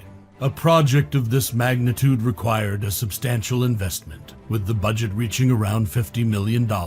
This funding was directed into various aspects of the construction, ensuring that the bridge was built to last and to handle the heavy traffic flow efficiently. More than 300 skilled workers contributed to the project, working diligently to meet the construction deadline and tackle any challenges that arose. The environmental impact was a significant concern given the bridge's location over a navigable waterway. Stringent measures were taken to protect the Rideau River's water quality and its surrounding ecosystems. In terms of materials, the bridge required about 6,000 cubic meters of concrete and 4,000 metric tons of structural steel, all carefully selected to ensure durability and aesthetic appeal. These materials were crucial in constructing a bridge that was not only functional but also visually striking. What sets the Vimy Memorial Bridge apart is not just its functionality, but its commemorative nature. The bridge features a dedication plaque that includes soil from the actual Vimy Ridge battlefield in France, making it a living memorial that honors Canadian history while serving a practical purpose in modern-day Ottawa. Let's investigate the Tokyo Bay Aqua-Line project next, which is located in Japan. This innovative mega-project, completed in 1997 after almost a decade of construction and costing nearly $11 billion, spans 15.1 kilometers and merges the infrastructure of both tunnel and bridge into a seamless transport artery. The Aqua-Line begins with a 4.4-kilometer bridge stretching from Kawasaki and transitions into a 9.6-kilometer undersea tunnel, making it the world's fourth longest one. The two sections meet at an artificial island known as Umehataru, a 650-meter diameter structure that serves as both a ventilation shaft and an entertainment complex. A project of this magnitude presented considerable engineering challenges. To manage the underwater construction, the teams utilized the world's largest shield tunneling machines, which bored through the seabed while simultaneously reinforcing the walls with high-strength concrete segments. The tunnel was divided into several watertight sections to minimize flooding risks. Meanwhile, constructing the bridge required innovative solutions to address seismic concerns, given Japan's notorious earthquakes. Engineers designed flexible bridge piers to withstand tremors, while shock absorbers were embedded in the structure to minimize damage. The project's complexity also meant securing permits from multiple government agencies, while ensuring minimal impact on the marine ecosystem. The result is a structure that has drastically shortened the travel distance between Kawasaki and Kisarazu by over 70 kilometers. In terms of size, the Tokyo Bay Aqua-Line is comparable to almost 200 football fields and handles around 32,000 vehicles daily. Let's journey to Vietnam next, where the North-South Railway, a modern reincarnation of the historic Reunification Express line, is Vietnam's most ambitious rail infrastructure project. Stretching over 1,700 kilometers from Hanoi in the north to Ho Chi Minh City in the south, this project aims to modernize and expand Vietnam's railway system. At an estimated cost of $58.7 billion, this megaproject will feature high-speed rail capable of whisking passengers at speeds up to 350 kilometers per hour. The project includes 23 stations and is divided into two primary segments, each built simultaneously. The high-speed rail system will ride on a standard gauge track supported by pre-stressed concrete sleepers and bridges that cross Vietnam's diverse terrain. As much of the line traverses challenging landscapes, extensive tunneling is necessary, particularly in the mountainous central regions. Engineers have already identified the need for over 30 tunnels totaling nearly 50 kilometers. One of the project's central challenges lies in navigating the densely populated areas while minimizing land acquisition issues. Innovative design measures, like elevated tracks and noise barriers, have been adopted to mitigate disruption. Advanced construction methods, such as incremental launching and cantilever segmental techniques, ensure that bridges and tunnels are built efficiently and safely. Beyond its transformative speed, the North-South Railway will significantly reduce carbon emissions by diverting traffic from roadways. This greener alternative could reduce Vietnam's transport emissions by millions of tons annually. We travel over to Chile next, where the Chacao Channel Bridge is located. This project, once completed, will significantly improve transportation and economic integration between the island and the mainland. Construction of the Chacao Channel Bridge began in 2018, and the project is expected to be completed by 2025. The bridge will span approximately 1.7 miles across the Chacao Channel, featuring a central suspension span of 3,350 feet, making it one of the longest suspension bridges in the world. The bridge will have two main pylons, each rising about 656 feet above the water, supporting the central span with massive steel cables. One of the critical challenges of the Chacao Channel Bridge project is the harsh environmental conditions of the Chacao Channel. The area is known for strong winds, powerful tides, and seismic activity, all of which pose significant engineering challenges. The bridge is designed to withstand these conditions, incorporating advanced materials and construction techniques to ensure its durability and safety. The bridge will accommodate both vehicular and pedestrian traffic, with 2 lanes in each direction and dedicated pathways for pedestrians and cyclists. This infrastructure will replace the current ferry system, which is often subject to delays and weather-related disruptions, providing a more reliable and efficient transportation link.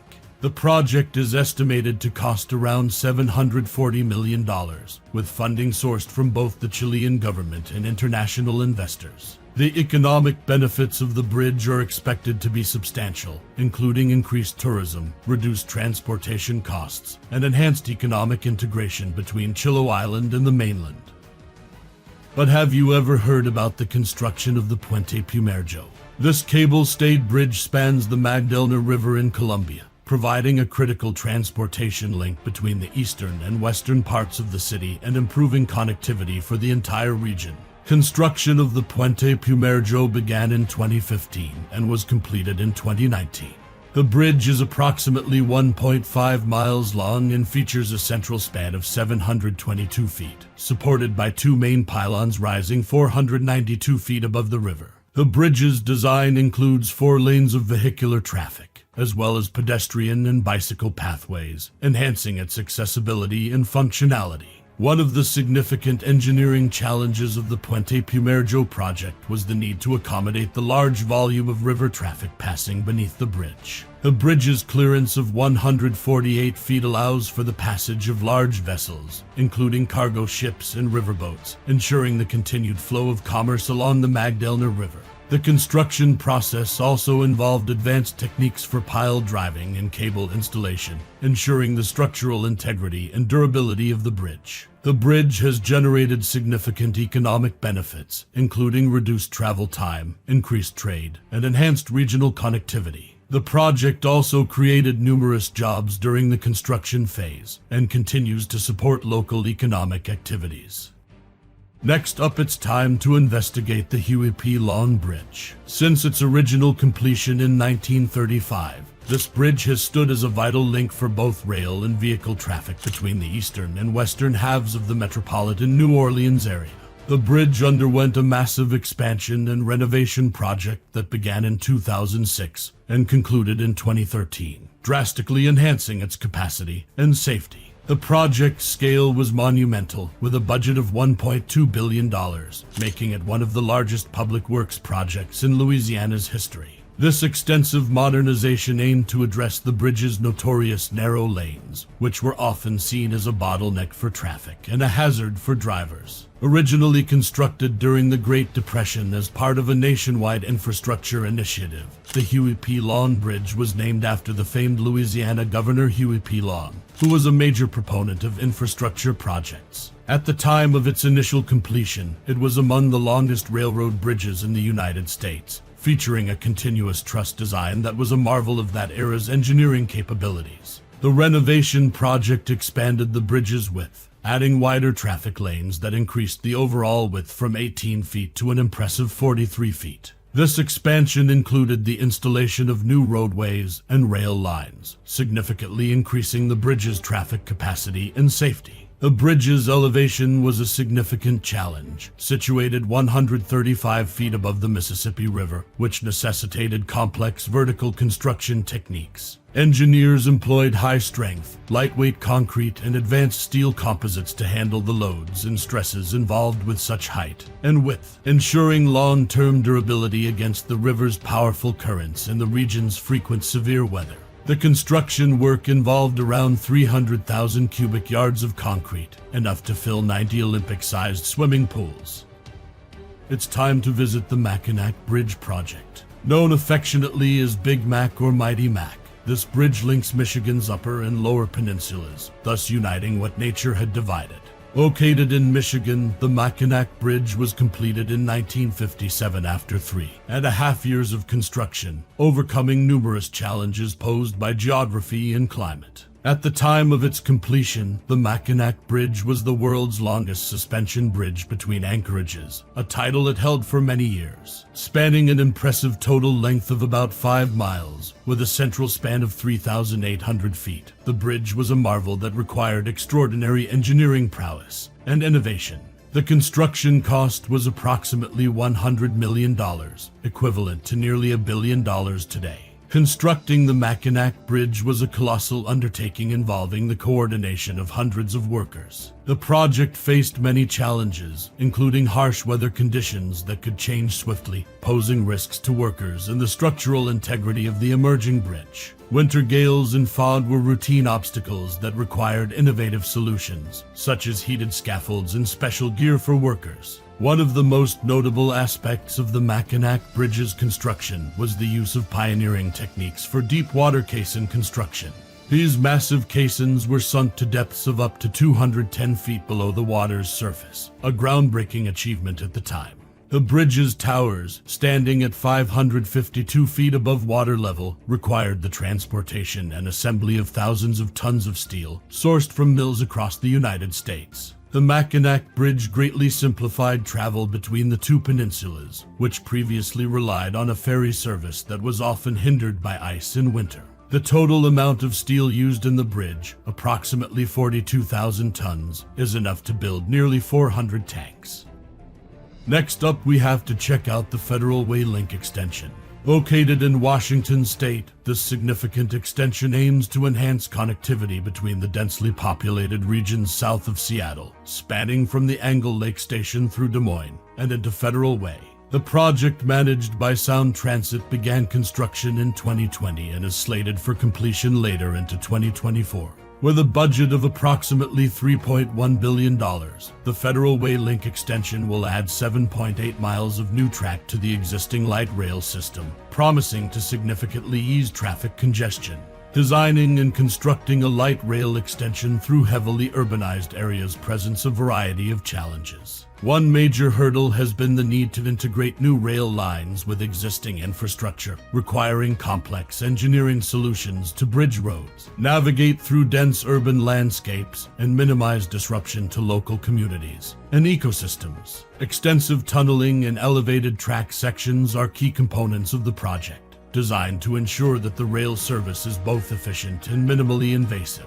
The Federal Way extension will include 3 new stations that are being designed with a focus on accessibility, safety, and integration with other modes of transportation, such as buses and pedestrian pathways. The workforce behind this mega project includes hundreds of engineers, construction workers, and safety inspectors. Their expertise is essential in tackling the technical demands of modern rail construction, from laying tracks that can handle high-speed trains to installing sophisticated signaling and communications systems. Upon its completion, the Federal Way Link extension is expected to serve approximately 40,000 passengers daily by 2035.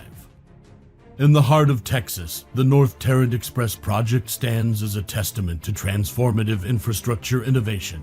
Initiated in 2010 and completed in 2014, this project revolutionized 13.3 miles of Northeast Loop 820, an airport freeway designed to address the burgeoning needs of one of the fastest-growing regions in the United States. The project, costing approximately $2.1 billion, wasn't just about expansion, it was about reimagining mobility. By incorporating managed toll lanes known as Texpress lanes, the North Tarrant Express introduced dynamic pricing to manage traffic flow, a first of its kind in Texas. These lanes adjust prices based on real-time traffic conditions, optimizing roadway usage and drastically reducing congestion. Traditional road expansions of this magnitude typically span decades, yet this project compressed timelines into a mere 4 years of construction, all while keeping the highway open.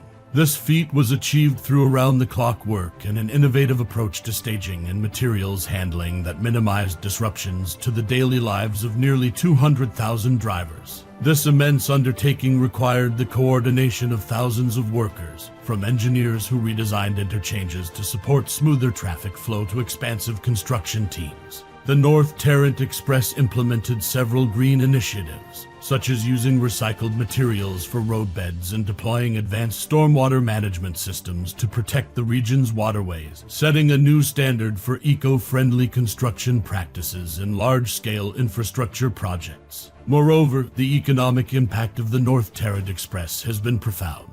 By improving access and reducing travel times, the project has spurred growth in local communities, enhanced property values, and attracted new businesses looking to capitalize on improved logistics and accessibility. Next up, it's time to talk about the Bob Graham Sunshine Skyway Bridge project. Spanning a total length of 4.1 miles, with a soaring cable-stayed section that stretches 1,200 feet between pylons, the Sunshine Skyway Bridge stands as one of the longest cable-stayed concrete bridges in the world.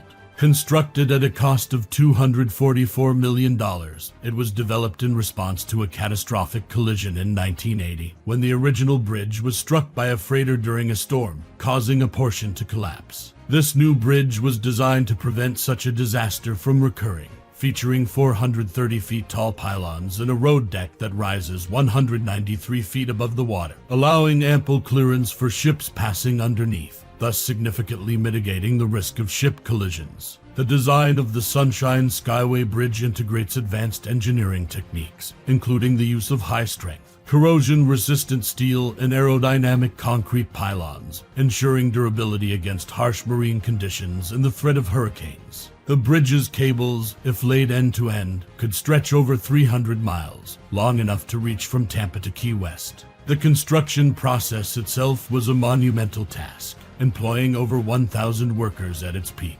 These workers braved the challenging conditions of open water to erect the massive pylons and hang the bridge's 21,000 miles of cable.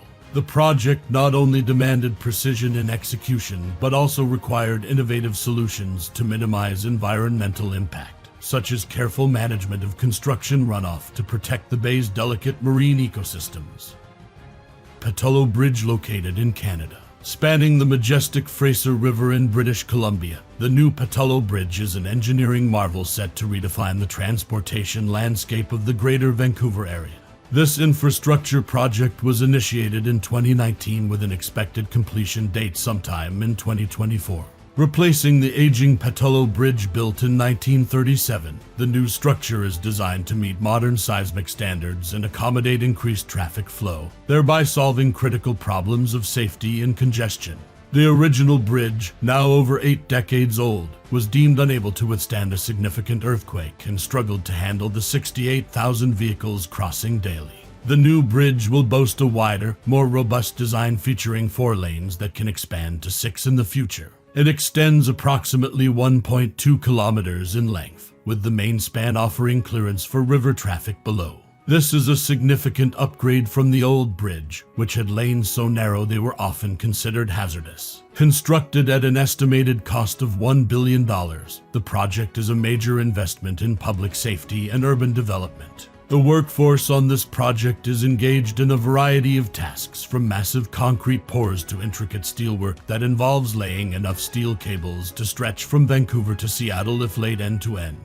One of the key construction methods employed is the incremental launching method for the bridge's superstructure, a technique that allows sections of the bridge to be assembled off-site and then slid into place. This method not only speeds up the construction process, but also minimizes the environmental impact on the river below, a crucial factor given the Fraser River's ecological significance. The new Patullo Bridge also features pedestrian and bicycle paths, reflecting a commitment to sustainable transportation options. Challenges during construction have included maintaining traffic flow on the existing bridge while constructing the new one and managing the project's environmental impacts. Advanced planning and coordination have been essential in overcoming these obstacles, ensuring the project progresses without significant delays.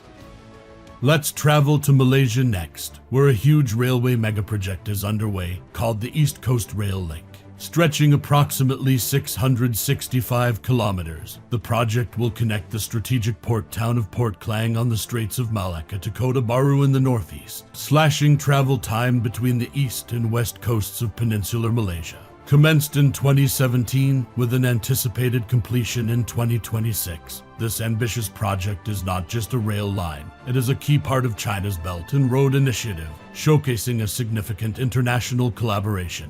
With a staggering investment estimated at $11 billion, the link is set to be one of the most extensive infrastructure projects ever undertaken in the region. This project is designed to facilitate up to 5.4 million passengers and 53 million tons of cargo annually by 2030, aiming to bolster economic growth by enhancing trade, tourism, and development in the less developed eastern regions. One of the most striking features of the rail link is its engineering challenges. The route traverses rugged terrain, requiring the construction of more than 200 bridges and 14 tunnels through the Titiwangsa mountain range. The longest of these tunnels stretches over 16 kilometers, making it one of the longest rail tunnels in Southeast Asia. The project employs advanced tunneling methods such as tunnel boring machines and new Austrian tunneling methods, which are essential for managing the complex geology of the region. The project also introduces cutting-edge rail technology, including dual-gauge tracks that accommodate both passenger and freight trains, capable of speeds up to 160 kilometers per hour for passengers and 80 for freight. Comparatively, the length of the rail link is equivalent to the distance from London to Zurich, illustrating the vast scale of this project. However, the project has faced its share of controversies and challenges, including environmental concerns and the displacement of local communities. Additionally, financial renegotiations and geopolitical tensions have occasionally stalled progress, reflecting the complex dynamics involved in large-scale international infrastructure projects. Upon completion, the railway will significantly reduce the travel time between the east and west coasts from 12 hours to just 4 hours by train. The Gerald Desmond Bridge Replacement Project in Long Beach, California, is a monumental engineering achievement that showcases the cutting edge of modern bridge construction. Officially named the Long Beach International Gateway Bridge, this new structure was inaugurated in October 2020, replacing the original Gerald Desmond Bridge built in 1968. constructed at a cost of approximately $1.47 billion. This cable-stayed bridge spans more than 2,000 feet with towers soaring nearly 520 feet into the sky, making it one of the tallest of its kind in the nation. The bridge's design provides a significant 205 feet of clearance over the water, allowing the latest generation of ultra-large container ships to pass underneath with ease. The bridge's deck features 6 lanes of traffic and designated safety lanes, a major upgrade from its predecessor, ensuring a smoother traffic flow and significantly reducing congestion. This is critical as the bridge serves as a vital artery for more than 60,000 vehicles per day, including about 15% of the nation's waterborne cargo traffic. One of the significant challenges of this project was constructing the new bridge while keeping the old bridge operational. This complex task required innovative construction techniques and meticulous planning. Advanced technologies such as high-capacity cranes and specialized floating barges were employed to erect the massive towers and hang the cables without disrupting port operations. The bridge incorporates more than 75 million pounds of structural steel and 18 million pounds of reinforcing steel, highlighting the massive scale of this construction. It's time to move on to neighboring country Denmark, where the Great Belt Bridge stands as the tallest bridge in the country. Officially known as the East Bridge, it boasts the world's third longest suspension bridge span, with a monumental stretch of 1,624 meters between its towers, which themselves ascend to a majestic height of 254 meters. This bridge is part of the Great Belt Fixed Link, a multi-structure project that also includes a box girder bridge and a tunnel, collectively spanning a comprehensive length of 18 kilometers. Constructed at a cost of over $4 billion, it was an investment that streamlined travel drastically, cutting down transportation time between Copenhagen and Odense by more than an hour. The East Bridge carries more than 27,000 vehicles each day, effectively doubling the potential for inter-island commerce and connectivity. Its construction required 19 concrete piers, the largest of which weighs approximately 530,000 tons. We travel to Japan next, where an even taller bridge is located. Spanning the Akashi Strait, the Akashi Kaikyo Bridge holds the title of the world's longest central span of any suspension bridge, measuring a staggering 1,991 meters. Standing 283 meters tall, its towers are higher than any other suspension bridge, and when compared to architectural icons, they exceed the height of the Statue of Liberty by about 93 meters. The construction of the Akashi Kaikyo Bridge was a feat of precision engineering, requiring over 1.4 million cubic meters of concrete and enough steel wire to encircle the globe 7 times. Inaugurated in 1998, the bridge was designed to withstand winds of up to 286 kilometers per hour, severe earthquakes, and harsh sea currents. This resilience was immediately tested as it successfully withstood the Kobe earthquake in 1995 during its construction phase. This pivotal project, stretching over 720 kilometers or 447 miles, connects 2 major cities in southwest China, Chongqing and Kunming. The railway, part of China's grand plan to create a 30,000-kilometer high-speed rail network, underscores the nation's ambition to lead globally in rail technology. Costing approximately 100 billion yuan or $15 billion, the Chongqing-Kunming high-speed railway is not just an economic investment but a technological showcase. The project features numerous tunnels and bridges, including the world-renowned Wulon Mountain Superbridge. The railway reduces the travel time between Chongqing and Kunming from over 20 hours to just 4.5 hours, significantly impacting the social and economic landscape of the region. It enhances accessibility, promotes tourism, and fosters economic integration between the southwestern provinces. The construction of this railway employed cutting-edge machinery and materials, with a focus on durability and safety. High-strength steel, advanced concrete composites, and state-of-the-art track-laying techniques were utilized, ensuring that the railway could withstand the region's seismic activity.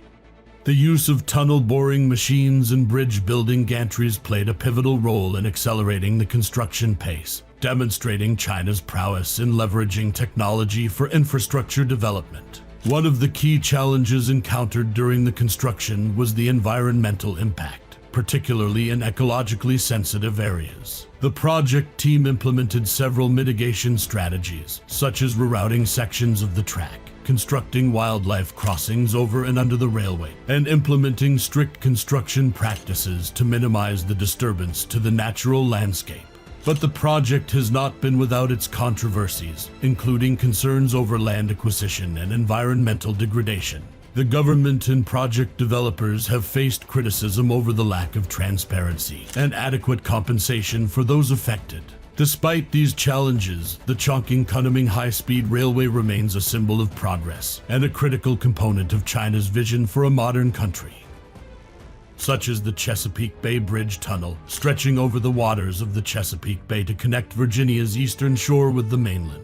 Opened in 1964 and expanded over the years, this 23-mile marvel is not just a bridge but a series of bridges, tunnels, and artificial islands. Constructed at a cost of approximately $200 million at its inception, with subsequent expansions adding to the investment, the Bay Tunnel stands as a testament to human ingenuity in overcoming geographical challenges. The structure includes two 1-mile tunnels that dive beneath the bay, allowing ships to pass unimpeded above, while miles of low-lying trestle bridges provide breathtaking views of the surrounding waters. The use of the bridge-tunnel combination was a pioneering approach, providing a direct, uninterrupted flow of traffic across the bay and demonstrating a harmonious blend of functionality.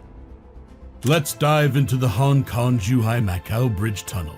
Overcoming the physical and economic divide between Hong Kong and Zhuhai, this project was completed in October 2018. Consisting of a series of bridges and tunnels spanning approximately 55 kilometers, making it one of the longest sea-crossing structures in the world. With a budget exceeding $18.8 billion, the project is designed to facilitate the flow of people and goods, strengthening connectivity and economic integration within the Pearl River Delta region. At the heart of this colossal structure is a 6.7-kilometer underwater tunnel, descending up to 40 meters below the sea level, seamlessly connecting two artificial islands. This tunnel was a critical solution to avoid disrupting the busy maritime lanes in the Pearl River estuary. The construction of the tunnels required innovative engineering techniques, including the use of immersed tube tunnel methods for the underwater sections.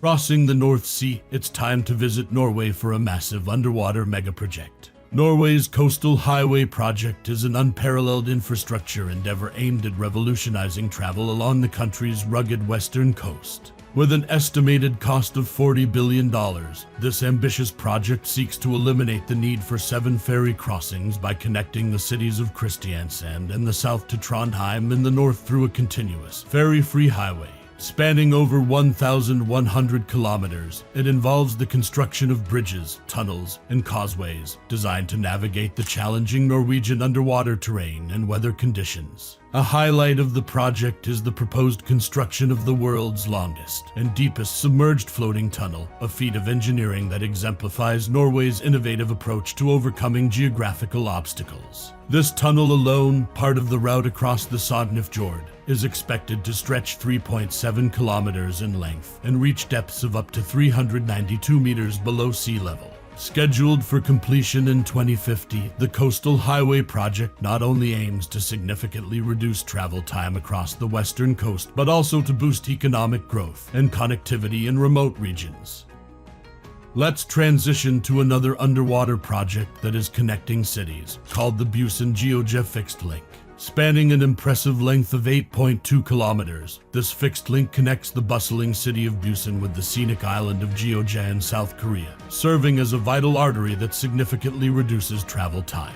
Constructed at a cost of approximately $800 million, the project was completed in 2010 after 5 years of relentless work.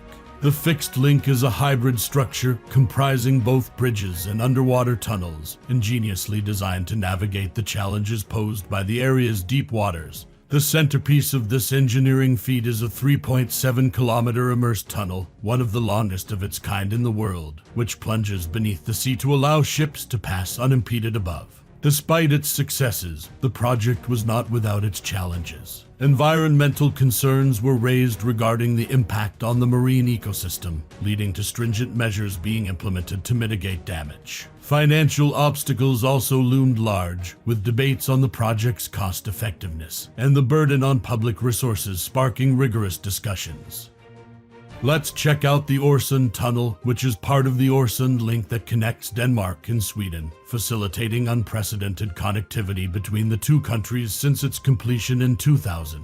This project, with a total cost of around €4 billion for the entire Øresund link, includes a bridge, an artificial island, and the tunnel itself, showcasing a blend of engineering ingenuity and cooperation across borders. Stretching 4 kilometers beneath the Øresund Strait, the tunnel complements the 8-kilometer bridge to form a comprehensive transport route. The construction of the tunnel employed the cut-and-cover method, where a trench was excavated on the seabed and prefabricated tunnel sections were then lowered into place. The Øresund Tunnel has significantly reduced travel time between Denmark and Sweden, bolstering economic ties and cultural exchange. Another country that's investing a lot into travel projects is India.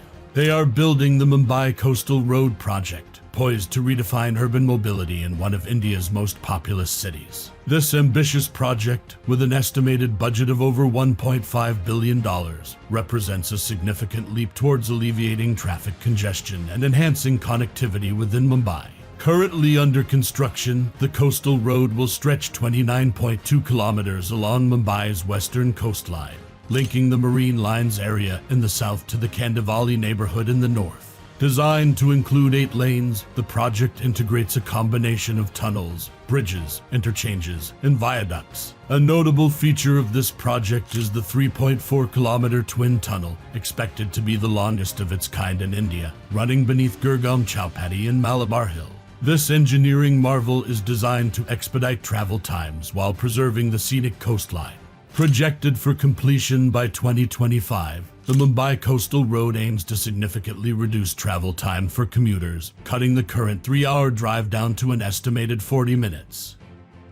Let's move over to the United Kingdom, who are working on a project that will change British transportation, called the Lower Thames Crossing.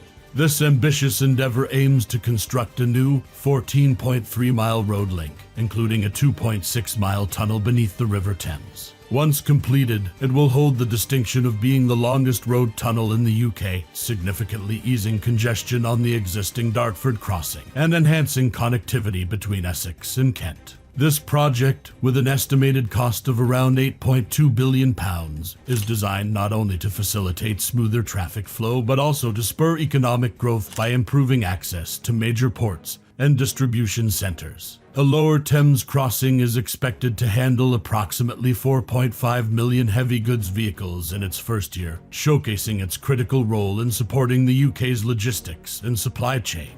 Initially targeted for completion in the late 2022s, the project's timeline has been adjusted, with the latest projections setting the opening date in the early 2032s. Many countries are constructing travel projects, but what about a singular city? Let's check out the Grand Paris Express, France's most ambitious public transport project to date. This colossal undertaking involves the creation of 4 new automatic metro lines and the extension of existing Line 14.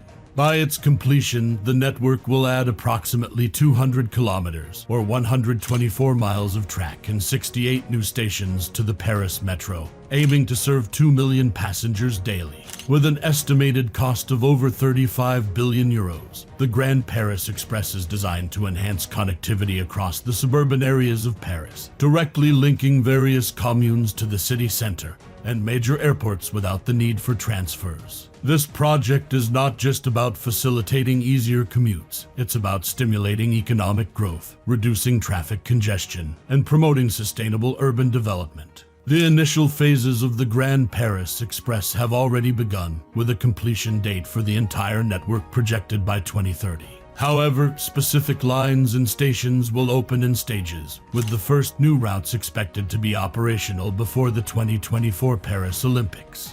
It's time to visit the construction of the longest sea bridge in India. The Mumbai Trans Harbour link is an engineering marvel set to redefine connectivity between Mumbai and Navi Mumbai. Spanning 22 kilometers, this megaproject includes a 16.5-kilometer sea bridge and 5.5 kilometers of viaducts on land, designed to facilitate the seamless flow of traffic across Mumbai's eastern seaboard. With an investment of approximately $2.4 billion, the bridge is not just a feat of engineering but also an initiative to boost economic growth. The link features 6 lanes capable of handling up to 70,000 vehicles per day and includes provisions for future public transport upgrades. Initially expected to be completed by 2022, delays have pushed the anticipated completion date to 2024. Staying in Asia, let's transition over to another state-of-the-art high-speed rail project, the Kuala Lumpur-Singapore High-Speed Rail. It's set to revolutionize travel between Malaysia and Singapore, two of Southeast Asia's most dynamic economies. Spanning approximately 350 kilometers, this high-speed rail link aims to cut travel time between the two cities from over 4 hours by car to just 90 minutes by train, offering an efficient, sustainable alternative to air and road travel. With an estimated cost of $15 billion, the rail project is expected to greatly enhance economic ties, promote tourism, and facilitate greater cross-border mobility for the approximately 33 million people who travel between Malaysia and Singapore annually. The project includes plans for 7 stations, each designed to be a catalyst for urban and economic development within its locale. Originally slated for completion by 2026, the project has experienced delays and was temporarily suspended to allow both governments to review and revise its terms. As of the latest updates, the project is expected to resume, with a new completion date yet to be determined.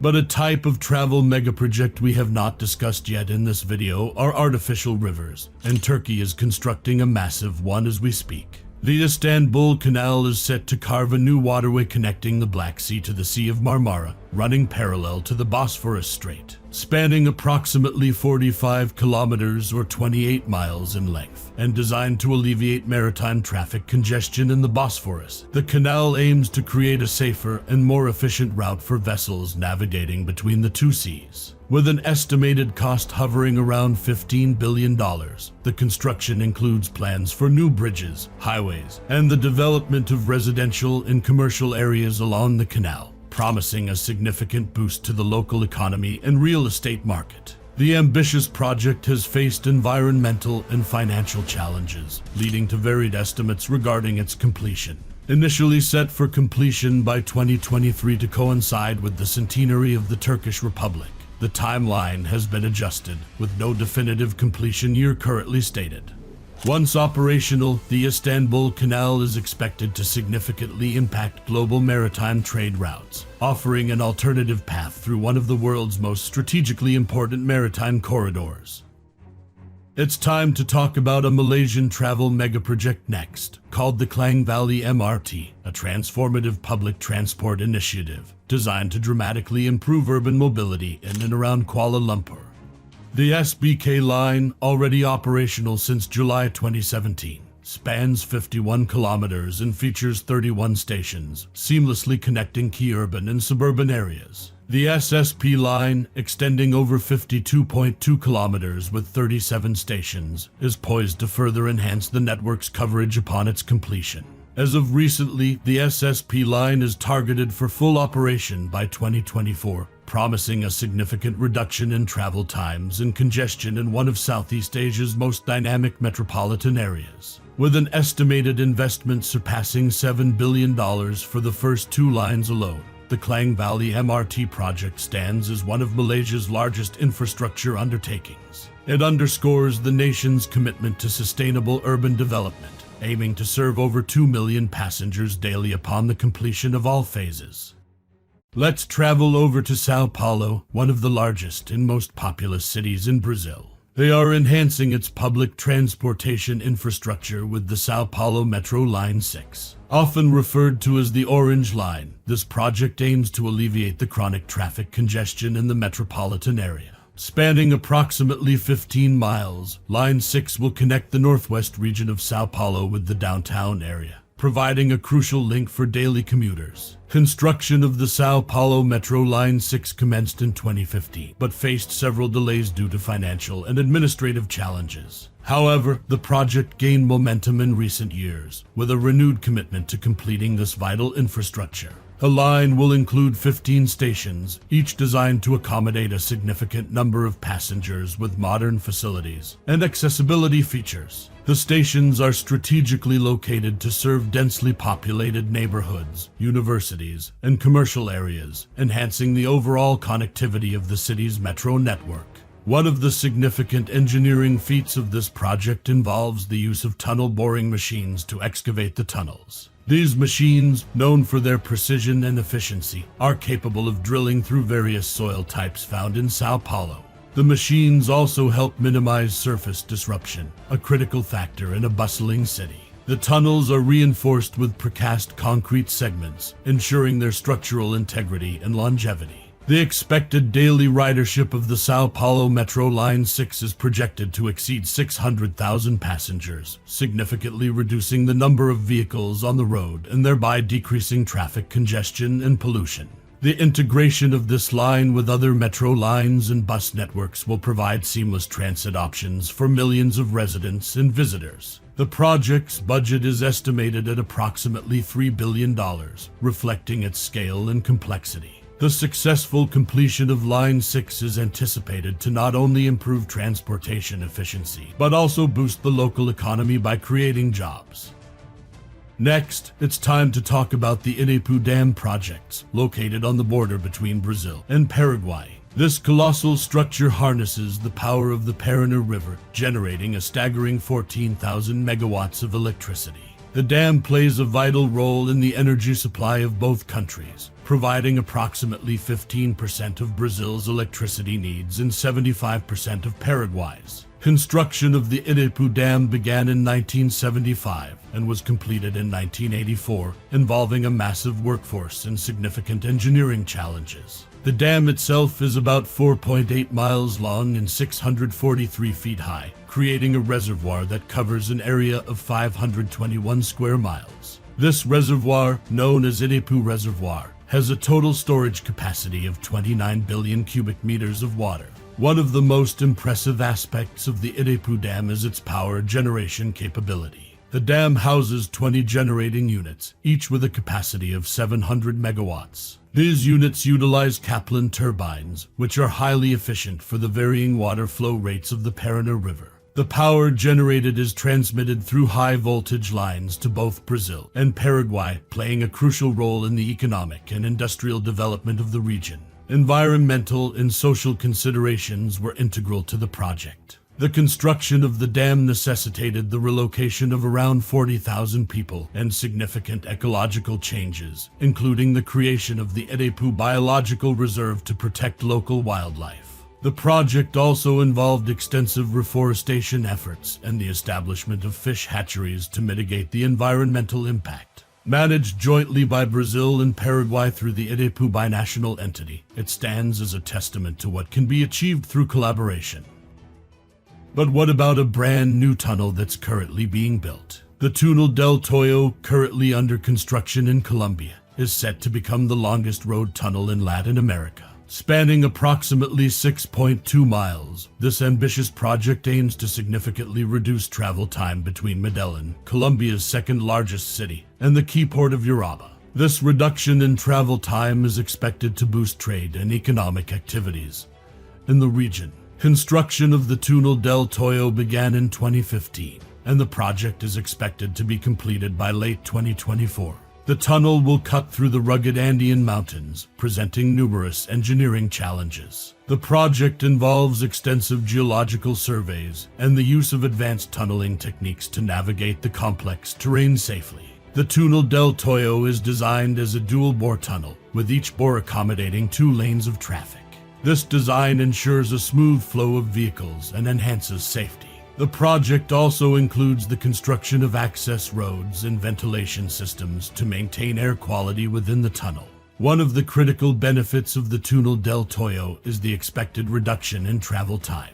Currently, the journey between Medellin and Uraba takes about 6 hours by road. traversing winding mountain roads that are often prone to landslides and other hazards. The tunnel will cut this travel time to approximately 3 hours, providing a more direct and safer route. The Tunel del Toyo project is estimated to cost around $1 billion, with funding sourced from both national and regional governments. Environmental considerations are also a key aspect of the project. The construction process includes measures to minimize the impact on local ecosystems, such as the relocation of wildlife and reforestation efforts. The tunnel's design also incorporates advanced drainage systems to manage water flow and prevent flooding.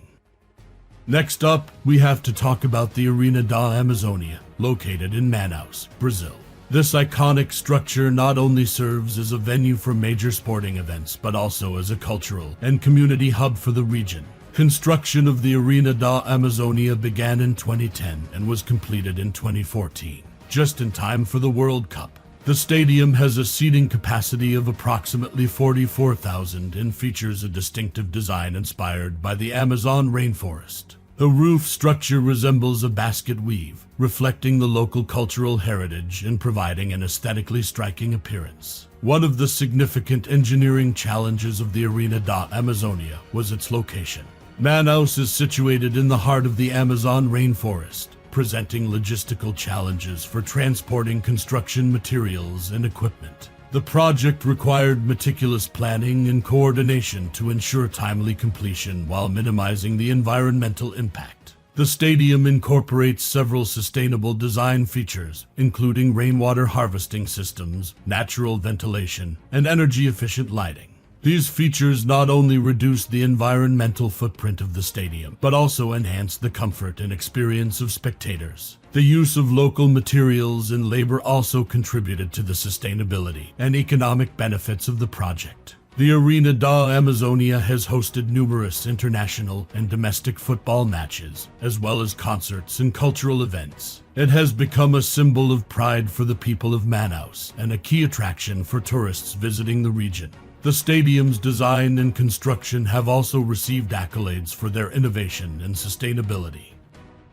Next up, it's time to move over to the country of Uruguay, where the Puente del Tiger power plant stands. This natural gas-fired power plant is one of the largest in Uruguay, with a total generating capacity of 530 megawatts. Construction of the Puente del Tiger power plant began in 2013 and was completed in 2017.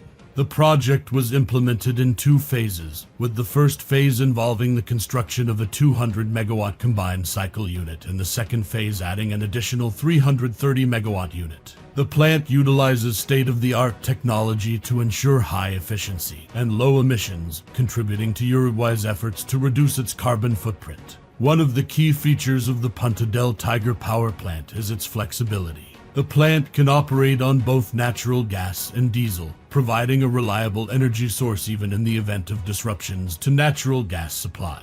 This dual-fuel capability enhances the plant's operational flexibility and energy security. The project faced several challenges, including the need to secure financing and manage environmental and social impacts. The total cost of the Puente del Tiger power plant was approximately $800 million. The project created numerous jobs during the construction phase and continues to provide employment opportunities in the operation and maintenance of the plant. Environmental considerations were integral to the project. The plant incorporates advanced emissions control technologies to minimize its environmental impact, and comprehensive environmental assessments were conducted to ensure compliance with local and international standards. The Puente del Tiger power plant plays a crucial role in Uruguay's energy landscape, providing a reliable and flexible energy source that supports the country's economic growth and development. But what about a country that got a brand new metro system? That's what happened with the Metro de Quito project. The metro line spans approximately 14 miles and includes 15 stations, connecting the southern and northern parts of Quito. Construction of the Metro de Quito began in 2013, and the project faced numerous challenges, including the city's complex geology and the need to preserve historical sites. The metro tunnels were excavated using tunnel boring machines, which allowed for precise and efficient tunneling while minimizing surface disruption. The use of the machines also ensured the protection of Quito's colonial-era buildings and other historical landmarks. The Metro de Quito is designed to accommodate over 400,000 passengers daily, significantly reducing the number of vehicles on the road and improving air quality. The metro system features modern trains equipped with the latest technology, including automated systems for safety and efficiency. The stations are designed to be accessible and user-friendly, with features such as elevators, escalators, and clear signage. One of the significant benefits of the Metro de Quito is the reduction in travel time. Commuters can travel from one end of the city to the other in approximately 34 minutes, compared to over an hour by car during peak traffic. This improvement in mobility is expected to boost economic activities and enhance the quality of life for Quito's residents. The total cost of the Metro de Quito project is estimated at $2 billion, funded by a combination of national and international sources. The project has generated significant economic benefits, including job creation during the construction phase and increased commercial activities around the metro stations. Environmental sustainability is a key aspect of the Metro de Quito project. The metro system is powered by electricity, reducing greenhouse gas emissions and contributing to Quito's efforts to combat climate change. Next up, we have to move over to Chile, where their solar program project is an ambitious initiative to harness the country's abundant solar energy potential. The program includes several large-scale solar power projects, with a combined capacity of over 2,000 megawatts, making Chile one of the leading solar energy producers in Latin America. One of the flagship projects under the Chile solar program is the Atacama Solar Plant, located in the Atacama Desert, which is known for its high solar irradiance. The plant has a capacity of 246 megawatts and features over 776,000 solar panels spread across 1,000 hectares. The Atacama solar plant is capable of generating enough electricity to power approximately 200,000 homes. Construction of the Atacama solar plant began in 2014 and was completed in 2016. The project involved extensive planning and engineering to ensure the efficient capture and conversion of solar energy. Advanced photovoltaic technology was used to maximize energy output, and the plant's design includes features such as single-axis tracking systems that follow the sun's movement to optimize panel orientation. The Chile solar program also includes the development of the El Romero solar plant, which has a capacity of 246 megawatts and is one of the largest solar plants in Latin America. Located in the Vallenar region, the plant covers an area of 280 hectares and features over 800,000 solar panels. The total investment in the Chile solar program is estimated at $4 billion. The program has generated significant economic benefits, including job creation and increased investment in the renewable energy sector. The development of solar energy projects has also contributed to the diversification of Chile's energy mix, reducing reliance on fossil fuels and enhancing energy security. Let's investigate the Gran Gasoducto del Sur next. This is a major infrastructure project designed to transport natural gas from Venezuela to Argentina, passing through Brazil. This ambitious project aims to enhance regional energy integration and provide a reliable supply of natural gas to support economic growth and development in South America. Construction of the Gran Gasoducto del Sur began in 2015, with the project expected to span approximately 5,000 miles. The pipeline is designed to transport up to 50 million cubic meters of natural gas per day, providing a crucial energy source for industrial, commercial, and residential use. The pipeline will connect key natural gas fields in Venezuela with major consumption centers in Brazil and Argentina, enhancing energy security and reducing reliance on imported fuels. One of the significant engineering challenges of the Gran Gasoducto del Sur is the diverse terrain it traverses. The pipeline route includes dense forests, mountainous regions, and river crossings, requiring advanced engineering solutions and extensive environmental assessments. The project incorporates state-of-the-art technology for pipeline construction and monitoring, ensuring the safety and reliability of the gas supply. The total cost of the Gran Gasoducto del Sur is estimated at $23 billion. The project is expected to generate substantial economic benefits, including job creation, increased energy supply, and enhanced regional cooperation. Environmental and social considerations are integral to the Gran Gasoducto del Sur project. Comprehensive environmental impact assessments were conducted to minimize the impact on local ecosystems and communities. The project includes measures to protect biodiversity, manage water resources, and engage with local communities to address their concerns and ensure their participation in the project's benefits. We have to travel over to Peru now for the Chinchero International Airport construction project. Located near Cusco, it's a major infrastructure project designed to enhance the region's connectivity and support the growing tourism industry. Cusco is the gateway to Machu Picchu, one of the world's most popular tourist destinations, and the new airport aims to accommodate the increasing number of visitors, while alleviating congestion at the existing Alejandro Velasco Astete International Airport. Construction of the Chinchero International Airport began in 2018. With the project expected to be completed by 2025. The airport will feature a modern terminal building, a 13,000-foot runway, and state-of-the-art navigation and communication systems. The terminal will be designed to handle up to 5 million passengers annually, providing a significant boost to the region's tourism infrastructure. One of the key engineering challenges of the Chinchero International Airport project is its location at an altitude of approximately 12,500 feet above sea level.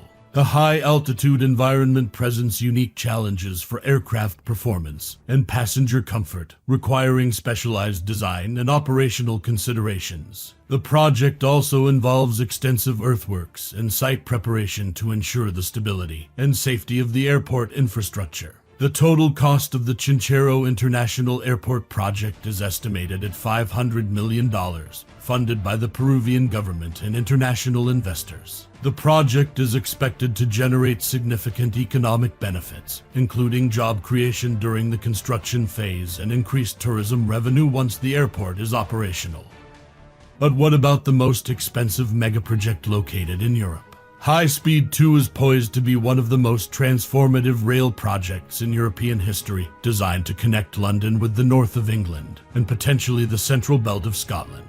The project's primary objective is to enhance connectivity, reduce travel times between major cities, and alleviate congestion on the UK's existing rail network. Initiated with the intention to drastically reduce travel times, HS2 will see trains operating at speeds of up to 250 miles per hour. Upon its anticipated completion, the journey from London to Birmingham will be cut to just 45 minutes, compared to the current duration of an hour and 20 minutes. The project will lay down hundreds of miles of track, which requires the excavation and movement of millions of tons of earth. The project scale is mirrored by its workforce requirements, with tens of thousands of jobs expected to be created during construction. Additionally, HS2 is a catalyst for technology and innovation in construction, employing advanced techniques in tunneling, bridging, and environmental conservation. The trains are planned to be powered by zero-carbon energy from day one of operations, aligning with the UK's broader environmental goals. The new rail lines themselves are designed to integrate with the natural landscape, incorporating green tunnels and wildlife crossings to minimize the environmental impact. However, HS2 has faced considerable problems and controversies, particularly regarding its cost and the environmental impact of its construction. With its budget now revised to an estimated $130 billion, HS2 ranks as the most expensive infrastructure project undertaken in Europe. This investment underscores the UK government's commitment to revolutionizing transport, but has also sparked debates on fiscal responsibility and environmental stewardship. Despite these challenges, the potential benefits of HS2 are substantial. It is expected to double the number of seats available out of London Euston, reducing road congestion. But we haven't talked about the Punta Catalina power plant yet, located in the Dominican Republic. This coal-fired power plant has a total generating capacity of 752 megawatts, making it one of the largest power plants in the Caribbean. Construction of the Punta Catalina power plant began in 2013 and was completed in 2020. The project involved the construction of 2 generating units, each with a capacity of 376 megawatts, as well as supporting infrastructure such as a coal storage yard, a cooling water intake system, and an ash disposal system. The plant utilizes advanced technology to ensure high efficiency and low emissions, contributing to the country's efforts to improve its energy security and environmental sustainability. One of the most important features of the Punta Catalina power plant is its environmental management system. The plant incorporates advanced emissions control technologies, including flue gas desulfurization and selective catalytic reduction systems, to minimize air pollutants. The project also includes measures to manage wastewater and solid waste, ensuring compliance with local and international environmental standards. The total budget of the Punta Catalina power plant project was approximately $2 billion, showcasing the country's great efforts. The project has generated significant economic benefits, including job creation during the construction phase and increased energy supply to support industrial and commercial activities. Comprehensive environmental impact assessments were conducted to identify and mitigate potential impacts on local ecosystems and communities. It's time to talk about the Acu Superport, located in São João da Barra, Brazil. This deep water port is designed to handle a wide range of cargo, including oil, iron ore, and containerized goods, providing a critical gateway for Brazil's exports and imports. Construction of the Acu Superport began in 2007, and the project was completed in phases, with full operational capacity achieved in 2015. The port complex covers an area of approximately 130 square miles and features multiple terminals, including a dedicated oil terminal, an iron ore terminal, and a container terminal. The port's deep water berths can accommodate some of the largest vessels in the world, including very large crude carriers and Cape-sized bulk carriers. One of the significant engineering challenges of the Acu Superport project was the construction of the port's extensive infrastructure. This included the dredging of deep water channels, the construction of breakwaters, and the development of onshore facilities such as storage tanks and conveyor systems. The project also involved the installation of advanced navigation and safety systems to ensure the safe and efficient movement of vessels. The price tag of this immense undertaking is $2.5 billion. The port has generated significant economic benefits, including increased trade, job creation, and the development of associated industries such as logistics and manufacturing. We have to travel over to Peru next, where the Peru LNG project is a major undertaking that is designed to export liquefied natural gas from the country to international markets. Located in Pampa Melcorrida, the project includes a gas liquefaction plant, a marine terminal, and a pipeline that transports natural gas from the Camaisia gas fields in the Amazon basin to the coast. Construction of the Peru LNG project began in 2006 and was completed in 2010. The total cost of the Peru LNG project was approximately $4 billion. The liquefaction plant has a capacity of 4.4 million tons per year, making it one of the largest LNG facilities in South America. The project includes a 408-mile pipeline, which traverses diverse terrains, including the Andes Mountains and coastal plains, to deliver natural gas to the liquefaction plant. Advanced engineering solutions were required to ensure the safe and efficient transport of natural gas, including the use of horizontal directional drilling to minimize surface disruption. The project also incorporated state-of-the-art technology for gas processing and liquefaction, ensuring high efficiency and low emissions. The total cost of the Peru LNG project was approximately $4 billion. It's time to move over to Colombia next for the Orient Tunnel project. Designed to improve connectivity between Medellin and the José María Cordova International Airport in Riongro, this road tunnel is the longest in Colombia, spanning approximately 5.7 miles. Construction of the Tunel de Oriente began in 2012 and was completed in 2019. The project involved extensive geological surveys and the use of advanced tunneling techniques to navigate the complex terrain of the Andes Mountains. The tunnel features dual bores, each accommodating 2 lanes of traffic, ensuring a smooth flow of vehicles and enhancing safety. One of the key benefits of the Tunel de Oriente is the reduction in travel time. Prior to the tunnel's construction, the journey between Medellin and the airport took approximately 45 minutes to an hour, depending on traffic conditions. The tunnel reduces this travel time to just 18 minutes, providing a more direct and efficient route. The total cost of the Tunel de Oriente project was approximately $300 million, funded by a combination of public and private investment. The project has generated significant economic benefits, including job creation during the construction phase and increased commercial activities once the tunnel became operational. Environmental and social considerations were integral to the project. The project also included measures to manage water resources, protect wildlife, and engage with local stakeholders to ensure that the benefits of the tunnel are shared with the surrounding areas. It's time to go to Germany next, where Stuttgart 21 is being constructed.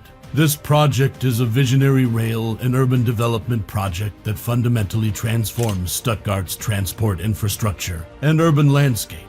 Initiated with construction in 2010, Stuttgart 21 is one of the most complex rail projects in Europe. It involves the excavation of 57 kilometers of new tunnels and the construction of 25 kilometers of new rail lines. The scale of earth moved in this project is staggering, enough to fill several thousand Olympic-sized swimming pools. This involves intricate engineering to handle and dispose of materials while ensuring stability for new and existing structures. Additionally, the project includes the redevelopment of 100 hectares of land in the city center, which will provide space for new homes, parks, and commercial areas once the rail lines are underground.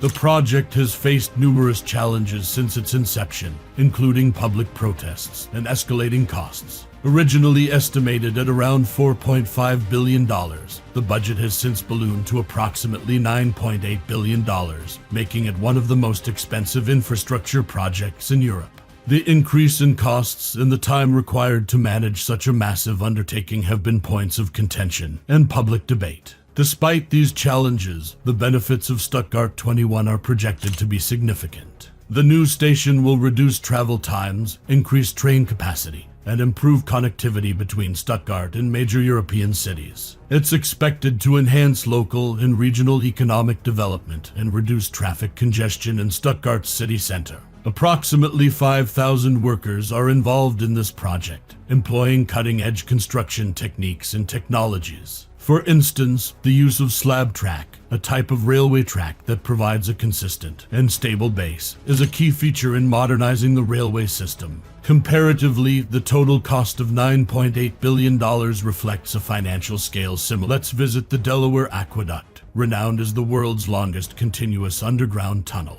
Spanning an extraordinary 85 miles from the Rondout Reservoir in the Catskills to the Hillview Reservoir in Yonkers, New York, this aqueduct is crucial, supplying about 50% of New York City's fresh water. It was constructed between 1939 and 1945, burrowing as deep as 1,500 feet beneath the Hudson River. Designed to transport roughly 600 million gallons of water daily, the aqueduct features a 13.5 feet diameter, lined entirely with concrete to ensure efficient water flow and structural integrity. The construction required the mobilization of 17,000 workers who faced the formidable challenge of excavating through solid rock and managing high-pressure water ingress. Innovative for its era, the project utilized both tunnel boring machines and traditional drilling and blasting methods. Operating under pressures that can exceed 200 psi, the structural design of the aqueduct was a complex undertaking.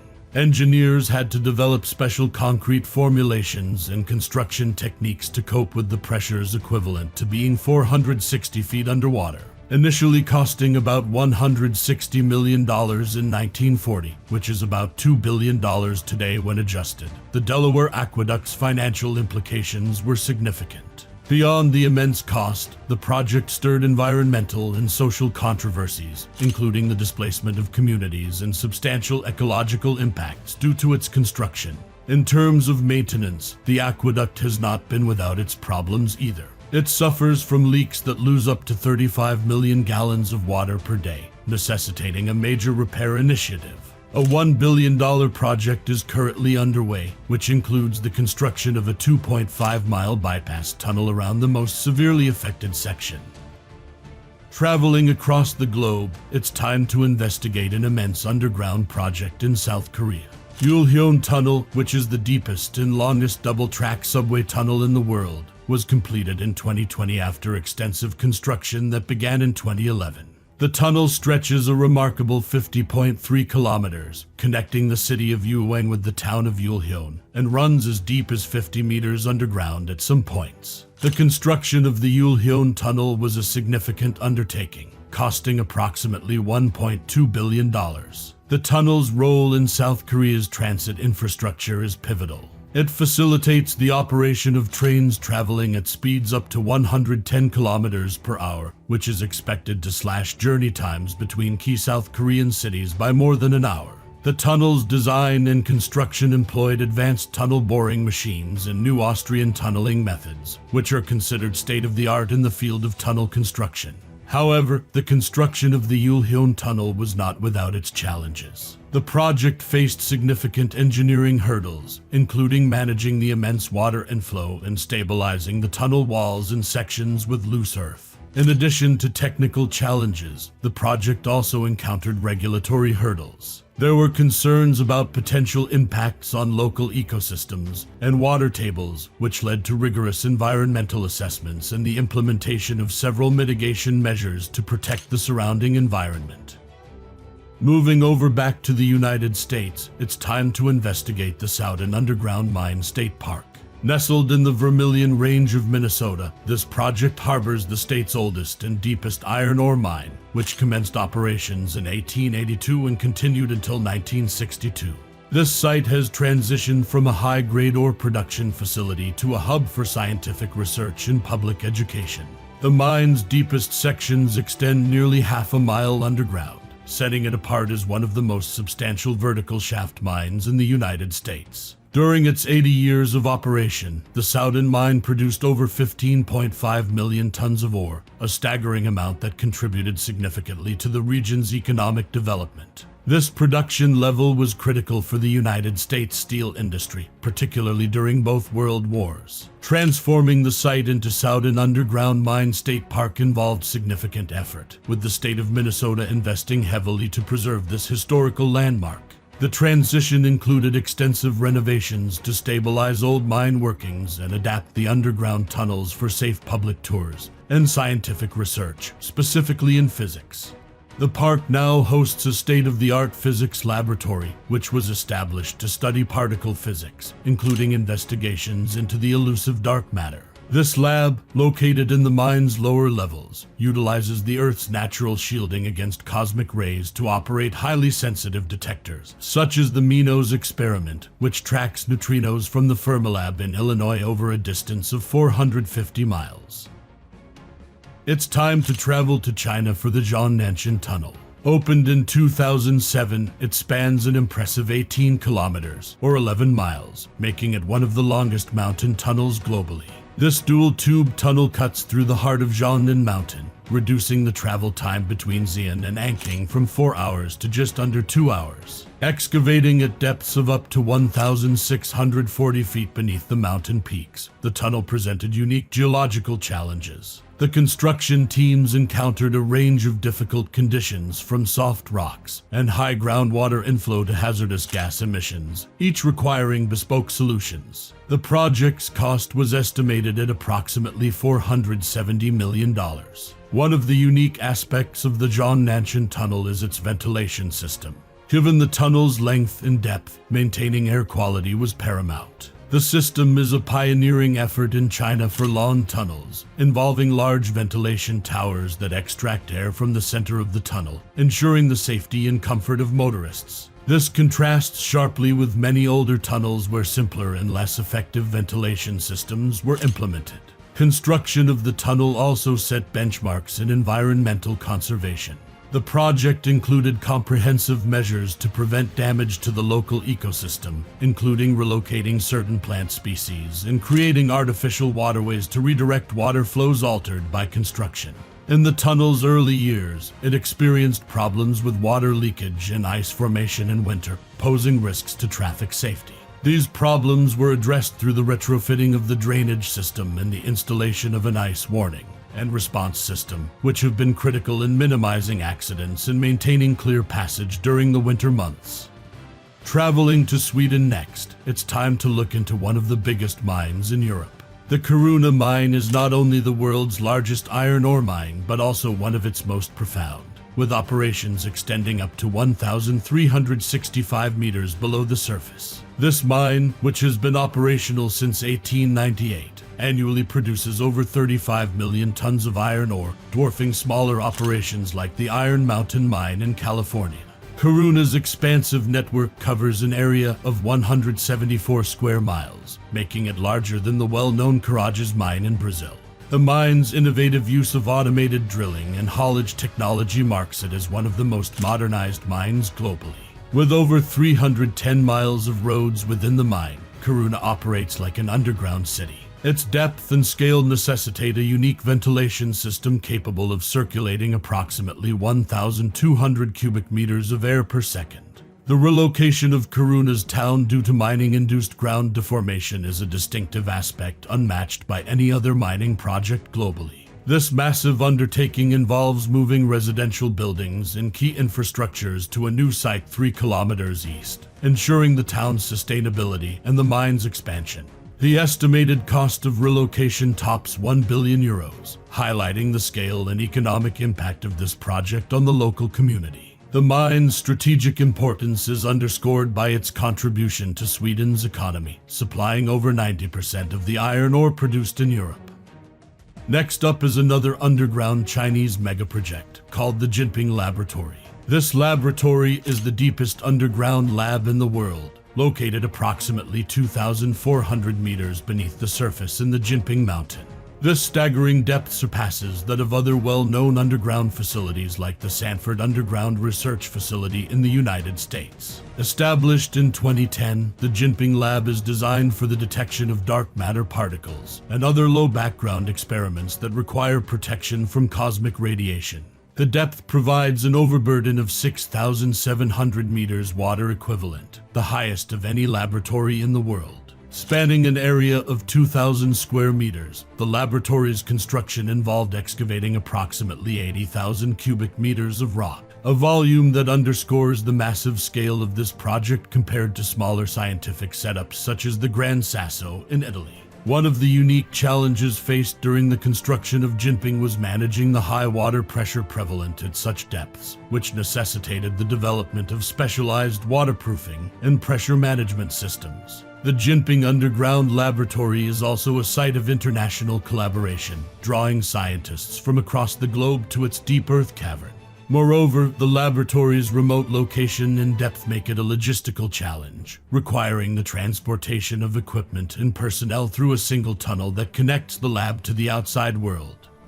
But what about an impressive underground traffic tunnel located in the United States? The Port of Miami Tunnel project is designed to streamline traffic flow to Miami's bustling port facilities, while significantly reducing urban congestion on downtown streets. Completed in 2014, this $1 billion project introduced a 4,200 feet long twin-tube tunnel connecting the MacArthur Causeway on Watson Island with the Port of Miami on Dodge Island.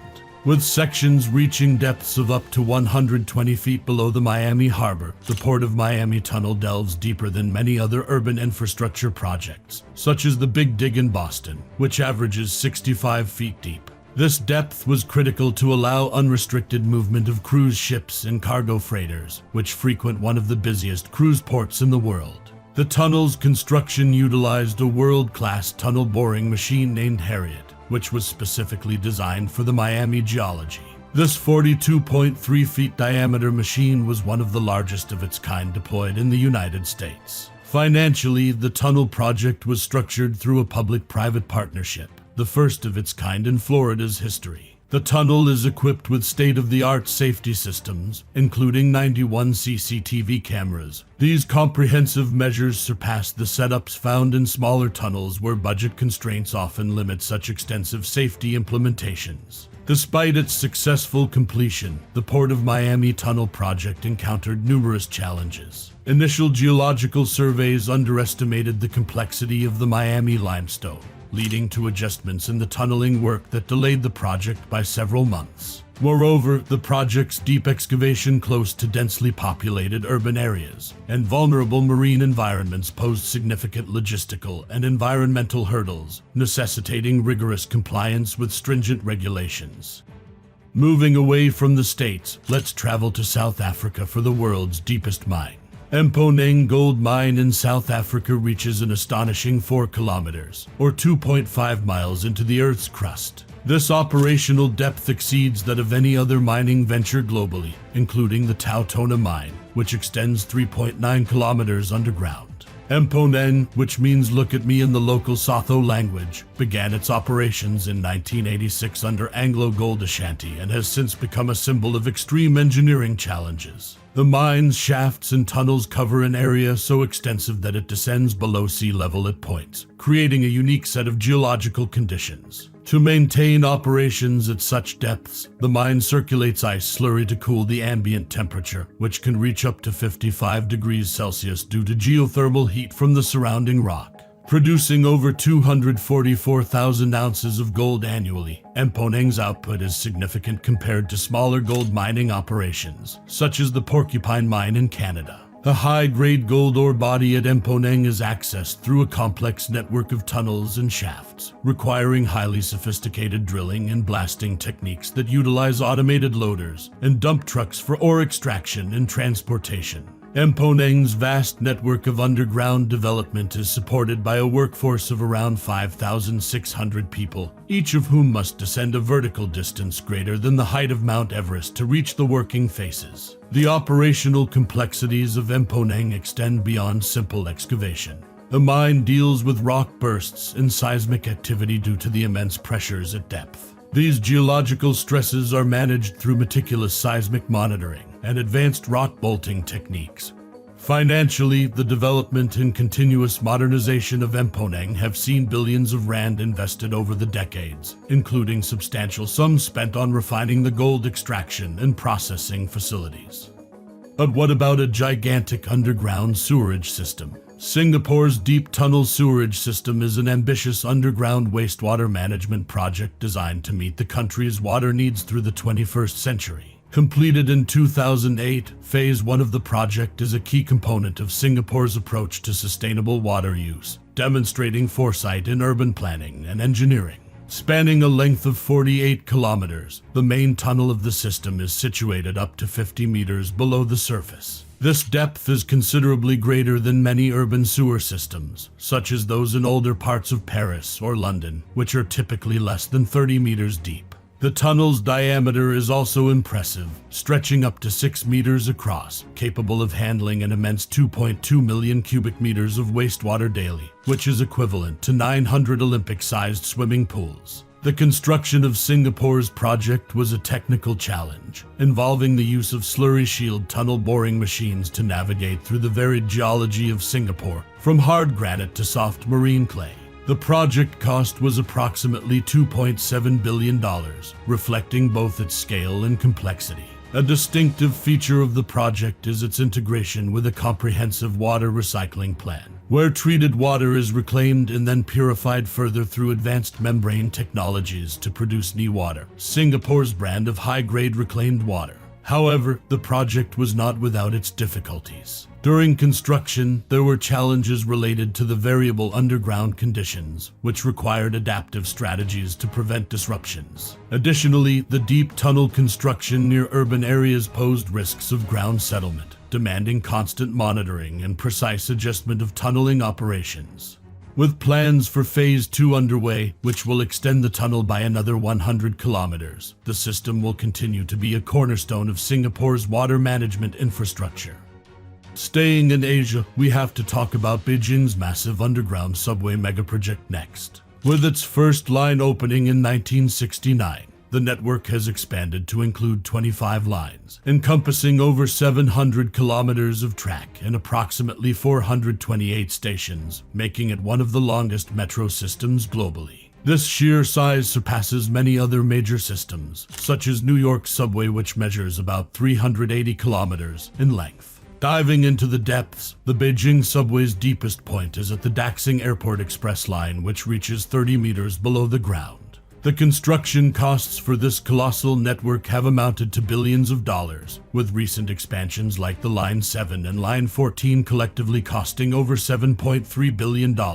One unique aspect of the Beijing subway is its adaptation to the city's geological conditions, which include areas of high seismic activity. The system is designed with earthquake resistance features that allow it to withstand tremors, a critical capability not integrated into many older and less robust subway designs around the world. Moreover, the Beijing system incorporates state-of-the-art technologies such as contactless ticketing, high-speed train sets capable of exceeding speeds of 100 kilometers per hour, and an automated ventilation system that is considered one of the most advanced in the world. Challenges have been persistent throughout its development, including issues with overcrowding, particularly during peak hours where some lines see passenger loads far exceeding their design capacity. To combat this, the government has implemented dynamic pricing models during rush hours and has continuously expanded lines and added new ones to distribute passenger flow more evenly. As the system continues to grow, with plans to exceed 1,000 kilometers by 2030, it remains a critical component of Beijing's urban landscape. It's time to travel to Poland for the next project. The Wieliczka salt mine in Poland is an astonishing subterranean network that stretches to depths of up to 327 meters, or 1,073 feet below the surface, covering an expansive area of 2.4 million square meters. Operational for over 700 years since its inception in the 13th century, the mine is one of the world's oldest continuously running salt mines, only ceasing commercial salt production in 2007 due to flooding and the low price of salt on the global market. This historic mine features a labyrinth of tunnels, chambers, and galleries that extend over 178 miles, though only a small portion is accessible to the public. By comparison, the equally historic but much shallower Kira salt mine in Pakistan extends just 25 miles of passages. One of the mine's most unique attributes is its underground city, which includes chapels, a cathedral, and numerous sculptures all carved from rock salt by the miners. Financially, the development of Wieliczka salt mine over the centuries has involved significant investment, particularly in its conversion into a major tourism and health resort. The site now attracts approximately 1.2 million visitors annually, generating substantial revenue that supports its preservation and the local economy. Throughout its long history, Wieliczka has faced numerous challenges, including the threat of mine flooding, which on several occasions risked catastrophic collapses. These were mitigated through modern engineering efforts that included the installation of high-volume pumps and new drainage systems, ensuring the mine's stability and the safety of its visitors. Besides that, the preservation of this UNESCO World Heritage Site involves complex conservation practices. The saline environment, which is beneficial for health, poses a constant threat to the mine's structural integrity, accelerating the deterioration of wooden structures and necessitating continuous maintenance efforts. We travel to the country of Peru next, where the Olmos Transandino project is located. Carving a 20-kilometer tunnel directly through the heart of the Andes Mountains and completed in 2006. This project represents one of the most ambitious underground endeavors globally, not just for its length but for its profound impact on the region's ecology and economy. Initiated to address severe water scarcity on Peru's arid Pacific coast, the tunnel channels water from the Huancabamba River on the Atlantic side of the Andes to the Pacific side. This engineering marvel plunges as deep as 2,000 meters below the mountain peaks, which is nearly 4 times deeper than the Channel Tunnel. The depth and complexity of tunneling through such diverse geological formations make the Olmos Tunnel a standout project, far surpassing simpler ventures in both scale and technical challenges. Costing approximately $500 million, this project deployed one of the world's largest tunnel boring machines, nicknamed the Andean Giant. This machine faced unprecedented challenges due to the Andes' notorious seismic activity and the presence of tough silicified rock, which required custom-engineered cutter heads to break through. The tunnel now facilitates the transfer of 2 cubic meters of water per second, which is intended to irrigate 43,000 hectares of land, equivalent to the size of more than 60,000 football fields. Moreover, the Olmos project has introduced an innovative water management system that includes not only the tunnel but also a vast network of canals and reservoirs designed to optimize water use across agricultural and energy sectors. The project's location in one of the most seismically active areas of the world required sophisticated geological surveys and adaptive construction techniques to mitigate potential earthquake damage. Despite this challenge, the completion of the Olmos Tunnel has transformed a once parched region into one of Peru's most fertile agricultural zones.